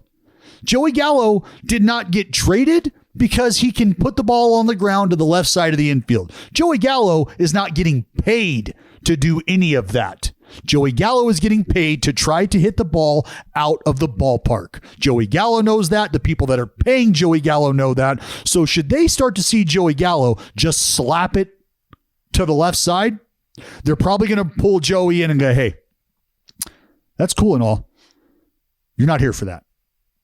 You are not here for that. And we're not paying you for that. Got it? So let's get back to this. And that's a conversation that hitters have with themselves as they evolve. I'm a contact guy, but I'm coming into a little bit of power here. What do I do? And you have the conversation where you might be sacrificing a little bit more contact for the power. Wow. Is that what happens? So you're saying that you cut down the swing in order to get the bat to the ball. And if you were to do that consistently, that would be considered an approach. You would now be somebody who has that kind of approach. So it's different. The stuff in the game today is not easy to try to let it get deep, hit it the other way. There's no debating that whatsoever. But I balk at the notion of just chalking it up to it not being that easy. So you mean to tell me the guys who are hitting 40 and 50 fucking homers, Aaron Judge is making it look pretty fucking easy to swing really hard and hit the ball out of the ballpark and also find holes on average to the tune of a batting average north of 310. Yeah, but that's also like using the Ted Williams example, you know. It's fucking No, Aaron he's the Judge. rare bird. He's the rare bird who can hit for power and for average. Yeah. My point is take a guy who's hitting, I don't know, 230 with 25 homers. If you have a conversation with that guy about cutting the swing down a little and lowering the attack on the baseball, do you start to see more contact? Do you start to see more production via hits using the entire field?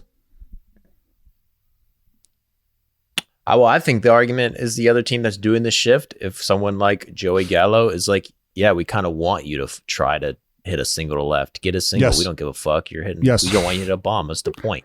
That's always been the point. Yeah. That's always been the point. Always. So again, compensation. How much Until you think? Luis Arias gets a fucking 6-year, $75 million deal for not punching out as many times as he walks and for being able to spray the ball around the yard, you're just not going to see that dude show up every day in the big leagues. Here's what a do you question for you. What do you think Tony Gwynn would have commanded on the free agent market today if he came up after like on free agency in like 98? In this day and age? Yeah, like what's that go for? I mean, I like who I'm trying to think of who would be a comp right now. There isn't the one. fact that I have to think about this so that I don't disrespect Tony Gwynn, a 15-time, 16-time fucking how many times the guy win the Silver Slugger, 10-time batting title, 10 times like. There's no one in the game like Tony Gwynn today. There just isn't. There's no one even close. There's no comp. Well, and to my point though, Tony Gwynn knew who he was. Tony Gwynn, I don't believe, ever hit 20 homers in a season. Probably Tony not. Gwynn knew who the fuck he was, and at no point in time was trying to be anybody else. And I would venture to guess, and I might ask TG Jr. this, but like, hey man, what if your pops shifted his mindset and was like, you know what? I'm going to start getting big here, and I'm going to try to drop 20 plus, 25. Do you think he could have done it? And I'd be willing to bet the response is, yeah, might lose a little on the average, might lose a little as far as contact rate goes, but he's probably going to swing and miss a little more because you're selling out to the power side. But yeah, he could do it. Kind of like we talk about Ichiro. Like the dude hit for great average, not a ton of power numbers, but we all knew that Ichiro possessed the power and possessed the ability, as a lot of us like to say, to go deep whenever he wanted. If he wanted to go up to the plate and hit a homer, he had the ability to put that approach and that swing together. That was the greatest lie ever told. Yeah. Ichiro somehow managed to make it his entire big league career, convincing people, if I wanted to, I could hit more home runs. I just didn't really want to. I'd rather. Well, I told you, single. I've watched him and Miguel Cabrera do the two most impressive things I've seen hitters do, and that's work the ball around the yard, out of the park, forward and backward. Barry can do that too. Or Barry did do that. I did not see Barry do that in person. That's the only difference.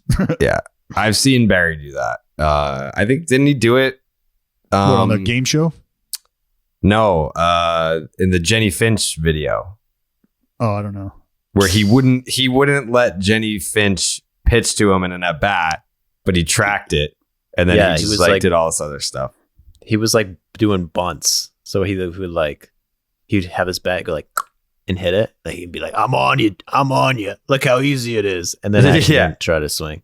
Yeah, well, too easy. I think people were like, "Oh, he was afraid to face Jenny Finch. He was afraid to kill Jenny Finch." That's what that was. If Barry gets a piece of that, and it just, I wouldn't want to live with that for the rest of my life. It's like, oh, this is all fun and games. Next thing you know, rocket back up the middle. No one's going to react to that off the bat of prime Barry Bonds. No, come on. You know what? Now I'm going to look up. I mean, okay. Luis Arias. Mm-hmm. Last year, 43 walks, 48 strikeouts. He hit 294, 2 homers. This year, he's hitting 320, high water mark in the American League. Xander Bogaerts right on his heels. He's walked 47 times. He's struck out 41 times. He's got an OPS of 814 right now. He's doubled his career high homer total, which was 4 his rookie year in 2019. He's got 8 as we sit right now. But this same player, he's only stolen 8 bags his entire career. Not moving around much on the bases, but he's putting the ball in play with extreme regularity. Mm-hmm. Not a punch-out liability. A guy who, if you needed him to put the ball in play on the ground, hit behind a guy, he could do that for you, just like Tony Gwynn.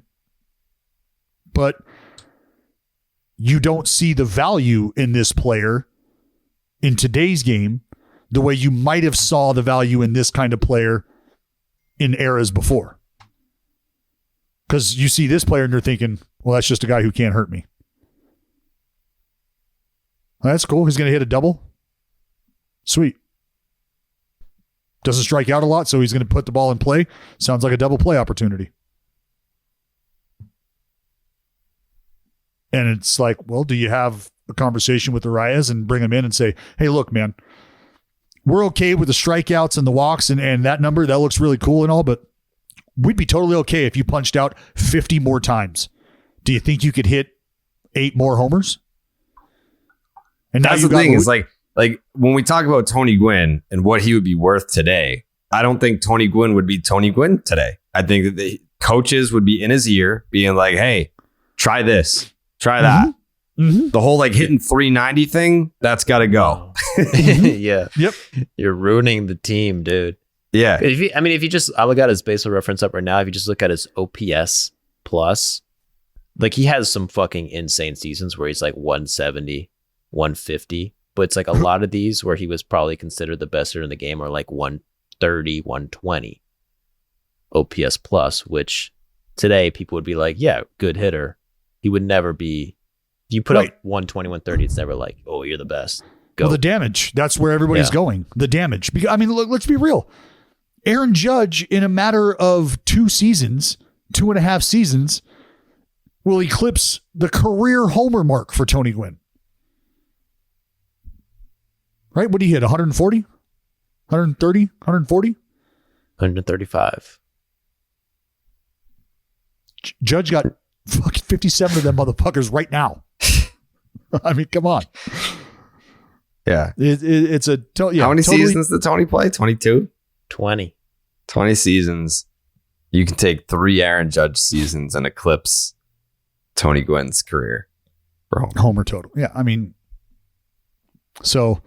And that's where, look, we don't know what Aaron Judge's career looks like. And we don't know if the production we're getting right now, like, could he sustain this over the next 3-4 seasons? We're going to find out. I mean, the wall's going to help a lot. We sure are. Well, he's doing a lot of damage the other way, Jared. Yeah, I mean, they it's literally pretty big out there. Speaking of Ted Williams, they built those bullpens in the 40s to bring the walls in for Ted Williams. They called the bullpens Williamsburg, which was ironic because even after they built those bullpens to bring the walls in for Ted Williams, he never really hit any home runs into the bullpen. He would still just fucking whack them over the bullpen. Yeah. And also ironic because he hated the Red Sox and wouldn't even tip his cap to the fans or anything. He just kind of despised everything about them. Right? Yeah, You he hate did. to see that, Joe. A fan base just really latch onto a guy who's like, get the fuck away from me, Yeah. please. God. You hate to see it, Sox fans. Yeah, you do. Well, he's dead, so it doesn't matter. He's coming back, buddy. Be careful. He is coming back. He is coming back. Yeah, you got to do a video on that. I already did. You did? Oh yeah. Why Ted Williams is frozen in a lab. Yeah, that's like over a year old though, right? Yeah, it is old. Yeah, we need a part I'm gonna 2. revisit. I don't know how much has really changed. Yeah, Still no, dead. He's still just chilling. Hasn't worked yet. We're just still waiting.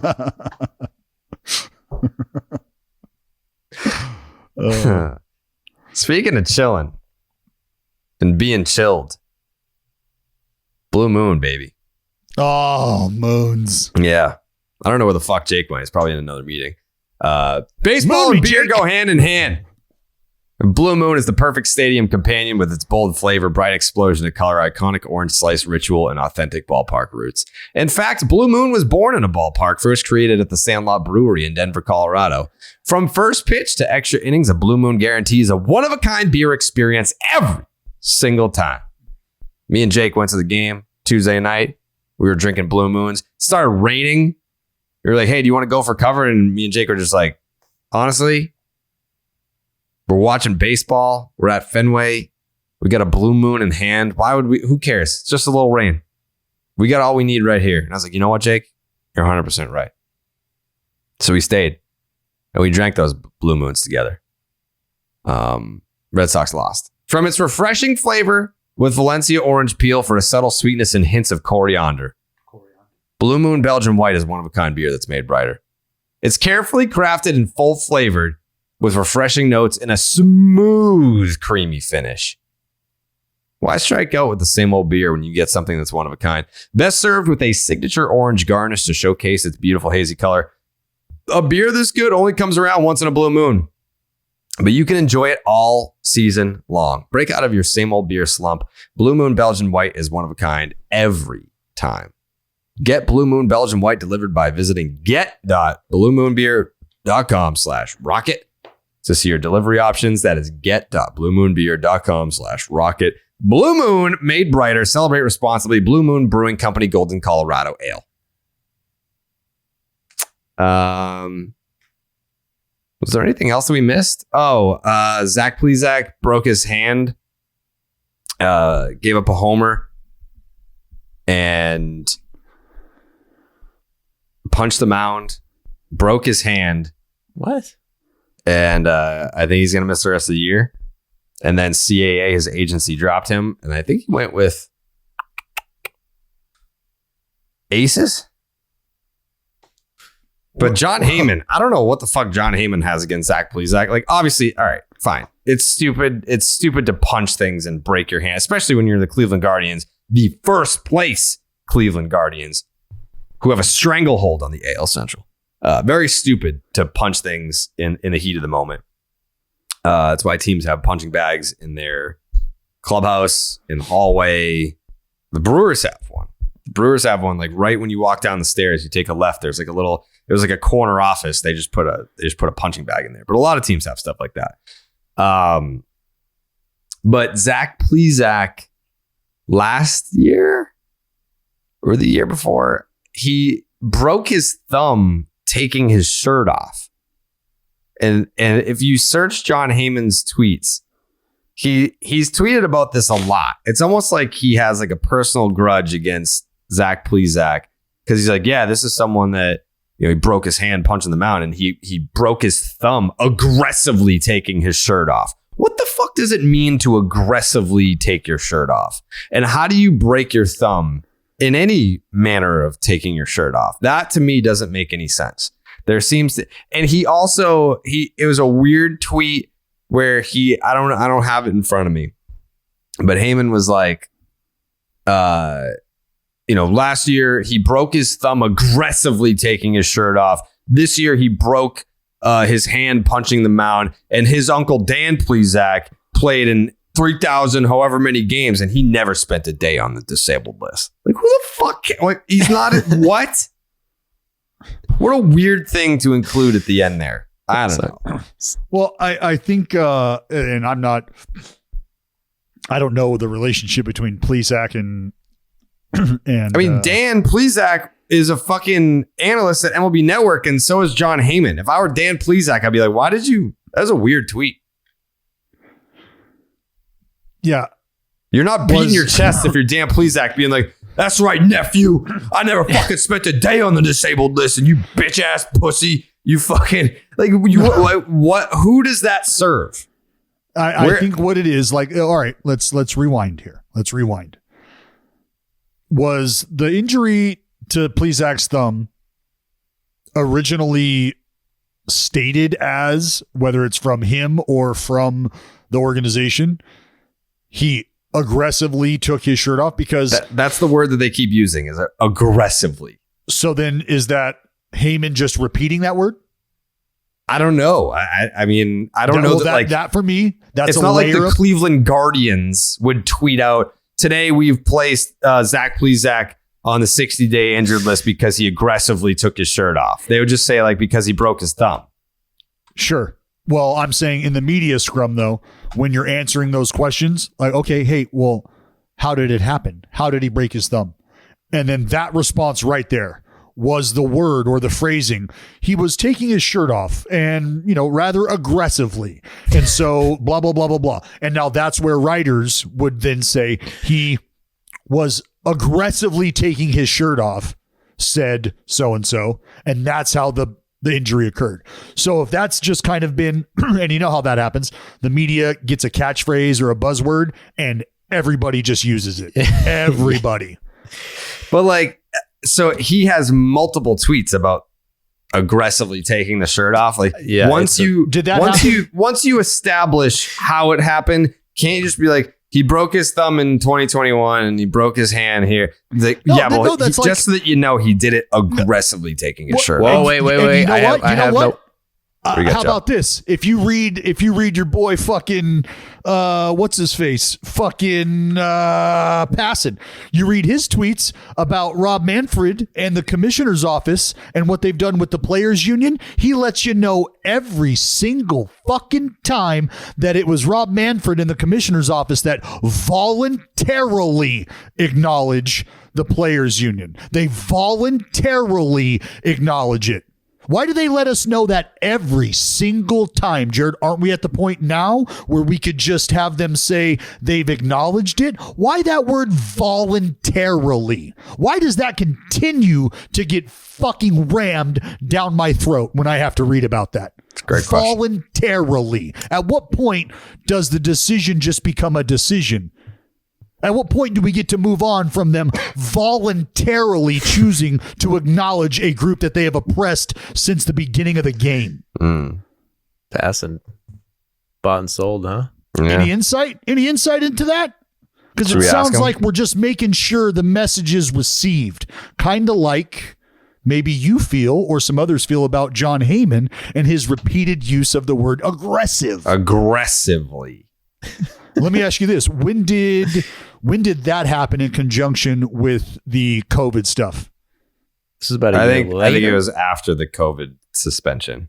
This was May 25th, 2021. I have the origin of the word aggressively. Oh. It was actually Terry Francona is the source of all of this. He could have been prevented if Skipper was on his game, but he wasn't. He told the media, Plesak was, quote, rather aggressively ripping off his shirt. So he was pissed off and fucking yanked his shirt and he got his thumb caught in a sleeve and the ligament fucking yank. But what I want to know is that why do they keep leaving out the word rather? seems like that's pretty important because Yeah, you take out rather, and it jumps up the scale of aggression a lot. It does. It does. Yeah. It could go from like a 7 to a 9. Mm-hmm. it's rather aggressive. Yeah, that was rather aggressive. Yeah. I like, It's rather aggressive, but it wasn't aggressive. but just like, yeah. I just know Heyman's, Heyman doesn't like that freaking horsing around, He doesn't like that. Those players getting rowdy and shit. You're not here for the grab ass.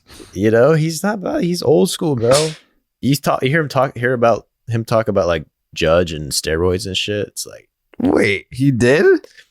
yeah, Heyman's always saying shit like that. Like, Hold on. What? that steroids don't count. Time out. No. Sorry. He didn't say he took steroids. He was saying that like Aaron Judge's record is Wow. the most important because people who do steroids are cheaters and deserve to be in hell. I was about to look up. I was about to look up flights to figure out where John Heyman was. No, he's Like- actually defending Judge. In this Okay, instance. I was going to say like because I can't see John Heyman at any point firing that kind of an arrow at Aaron Judge. Right. God damn, Joe, you almost got John Heyman sought after. Yeah. Yeah. Anyone who takes steroids deserves to be in hell. John Heyman. That is a good question because they can't get in the Hall of Fame. Should they be? That's a moral question. According But to him. should they be allowed in heaven? That's another question. Yeah. What do you I think feel like he they would should say get to all that? those people who are arguing that, and they should force them. Now, if you want to receive your next check from your employer, baseball's come together, and we're so collectively tired of this shit. You have to go through everybody in the Hall of Fame right now, and you have to clean it out. You have to find all of the offenders, all of the moral compasses that were pointing south. You have to identify them, and you have to pull them out. Go. Ready? Go. What are you waiting for? Fucking go. This has been so important to you for so long. Go. Go now. Save our hall. Save the Hall of Fame. Do it. We got to save the Hall of Fame, man. 'Cause I went in the Hall of Fame. I saw a bunch of guys. I know that they were doing messed up stuff back in the 20s, dude. I walked right the fuck out of there. I could feel it. I had to shower. Fucking disgusting. All right. Good talk. All right. Anything else before we get the fuck out of here? No, I don't think so. Joe, you got anything? Anything? No.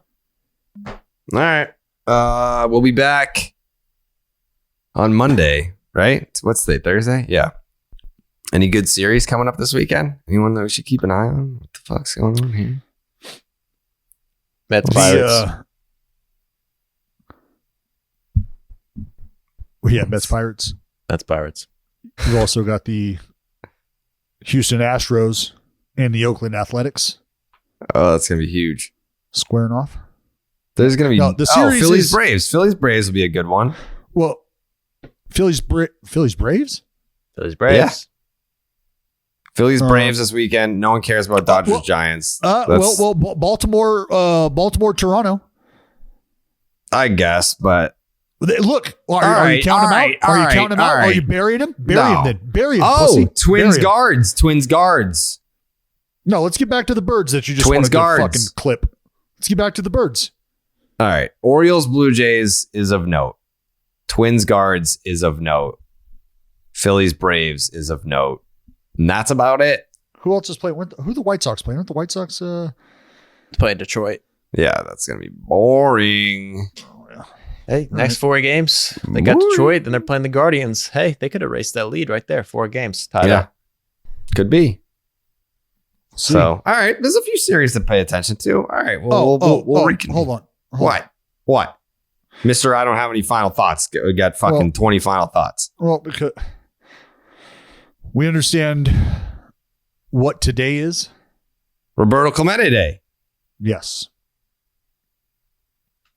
That's what. Roberto Clemente Day. So, you know what? Let's go through a quick little exercise in honor of Roberto Clemente. You have the ability to have an impact on the game of baseball and it's not as a player. You have the opportunity to grow the game how you would like to grow it. What would you do? Actually, I have an idea. Like, I'm not prepared to share it yet, though. well, that's not how this goes. Fuck. Yeah. Well, That's it's not how something this that I goes. want to do, but things need to happen first. Like, I need to see where teams fall in the order of playoffs. We're talking about growing the game of baseball from a humanitarian perspective, which divisional standings have no bearing on. So you woke up today and you've got a chance to take baseball to the next level. In your mind, you're like, you know what? If I could do this for someone, a group of people, whatever, I'd want to do this. What would you do? Because we're talking about a man who lost his life trying to make sure that other people had the things that were just necessary to live life as a human being. And he put so many other people and their well-being ahead of his. And I want people to understand that when you have the opportunity, like I'm having this conversation right now with my oldest niece, who just became class vice president. And she's super pumped up about all the cool shit she wants to do, and I'm explaining to her to not lose sight of all of her friends who helped her campaign and not lose sight of all the things that she was talking about doing when she was trying to get people to vote for her and stuff her name in the fucking box. Like, now you're going to have a chance to do this stuff. So all the stuff that you think can make your school better or that you want to see happen, you can do that now. You can be that change. It's quite literally written in the title for you. So with an opportunity to make lives better, that's what Roberto Clemente was doing. He was taking advantage of the platform he had built for himself and was trying to give back. So I always think, like for me, what I do, and I told you guys this the other day, I hand a ball down to a fan, typically a young girl, just being a girl dad. And it's because I want that excitement to persist, because I've seen that excitement from my little girls, and I've seen that excitement from other kids at the ball game when they see a player get an autograph, get a ball, just something cool. They see the mascot, they see Stomper, they're fucking losing it. And there's no greater feeling than watching that just rush over a child. Like, you can watch the love for the game and for the sport being developed in that moment. And I don't think baseball fans truly understand that each and every one of you possess the power to grow the game that way. Whether it's figuring out that you got 20, 30 extra bucks that you could buy a ticket for somebody and actually going through with it, bringing them to the game, going and picking them up, paying for the fucking hoop, whatever it is. So I just think it's important to always remember, if you do love this game to the point where you're maniacal about it like we are, you're probably in a spot to instill that somewhere else. And I think we should all take that responsibility seriously. And when days like today come up, I think it's a good conversation to have. Yeah. So what the fuck would you be doing? Fucking catch a ball, give it to a kid. Yeah. Give it to a kid. Just handing out foul balls. So you're basically Zach Campbell. You want to be Zach Campbell is what you just said. Yeah. Zach Campbell grows the fucking game. It's giving out more foul balls than you, Dallas. And that's saying a lot. I don't know about that. Let's have a foul ball giveaway off. You and Zach Campbell. Who can give away more balls? Well, I've been giving baseballs away since 2002, 2003. No, 4. Shit. Yeah, 4. Like on a regular, consistent basis, been giving baseballs away daily since 2004. Yeah. I guess if you're a player, you're just giving away you got the opportunity. You got unlimited access to balls. Correct. And that's a privilege. Correct. So you're giving away, what do you say? How many games? I actually got my rookie year, Adam Melhuse, shout out Melly, former Oakland Athletic, Stockton, California native. But he came up to me. We were in Yankee Stadium actually, and he was hitting in the last group, and he was getting ready to go in, and he had been talking to me, and he had watched me, and I'm a rookie, right? And rookies typically like, hey, you get the ball, throw the fucking ball back into the bucket. You're not the asshole to be giving balls away, all right? And Melly came up to me, and he was, half joking, half serious, like, hey, is that like the fucking 7th or 8th ball you've thrown into the stands right now, like this round? And I was like, I don't know. I was like, maybe, probably, yeah. And he was like, well, look, I like that you like the fans, but I'm not going to have any fucking baseballs to hit if you keep giving them away out here, all right? They don't bring fresh ones out for the backup catcher. So can you keep these in the fucking ballpark, please? Do you know what organization you're in, Dallas? This is just so I could take BP. And, it was funny, but that's how I've always been that way. Always. Jared, what are you going to do? You can do anything cool, or you're just going to fucking invite somebody over for a watch party? Nah, I always do cool shit. I do cool shit to grow the game all the time, every day. What's your address so people can stop by and maybe watch a game with you? Just a couple innings. I mean, you literally can watch the games from the street. If you happen to catch where my apartment is, you can see the TVs from the street. Well, you said you're right by the what was it? Fenway. But there's a store like right across the street. It's a team store. Fenway Park. Is it? Mm-hmm. Oh, I thought it was like a commercial building that would really pinpoint the location. Fenway. Oh, all right. 4 Jersey Street. Got it. Right in the area. Noted. Mm-hmm. Beautiful. All right. Beautiful this time. Well, happy Roberto Clemente Day. To you as well. That's my favorite jersey that I own. Clemente. The the pullover. The road. You know what I've thought? Pullover. I've thought about. I thought about like a baseball legends tattoo. What? Like numbers and, I don't know. I'm kicking it around. You kick But it. like, yeah. Gotta get Clemente, Jackie, Mm-hmm. Granky, Cranky. and then the babe. That's what I put. Yeah. I guess if you condone murder, then yeah, sure. Got a Babe Ruth tattoo. It's not even, funny. There was nothing about that in the Babe Ruth Museum that I went to. Yeah, So because it you're was. a I don't liar. think that's funny. It's his birthplace. Thank you, museum. Joey. Thank you. Thank you again for being the voice of reason. I'm going to Jared jump wants there to- and I'm going to start giving out flyers. He killed his wife, guys, before you go in here.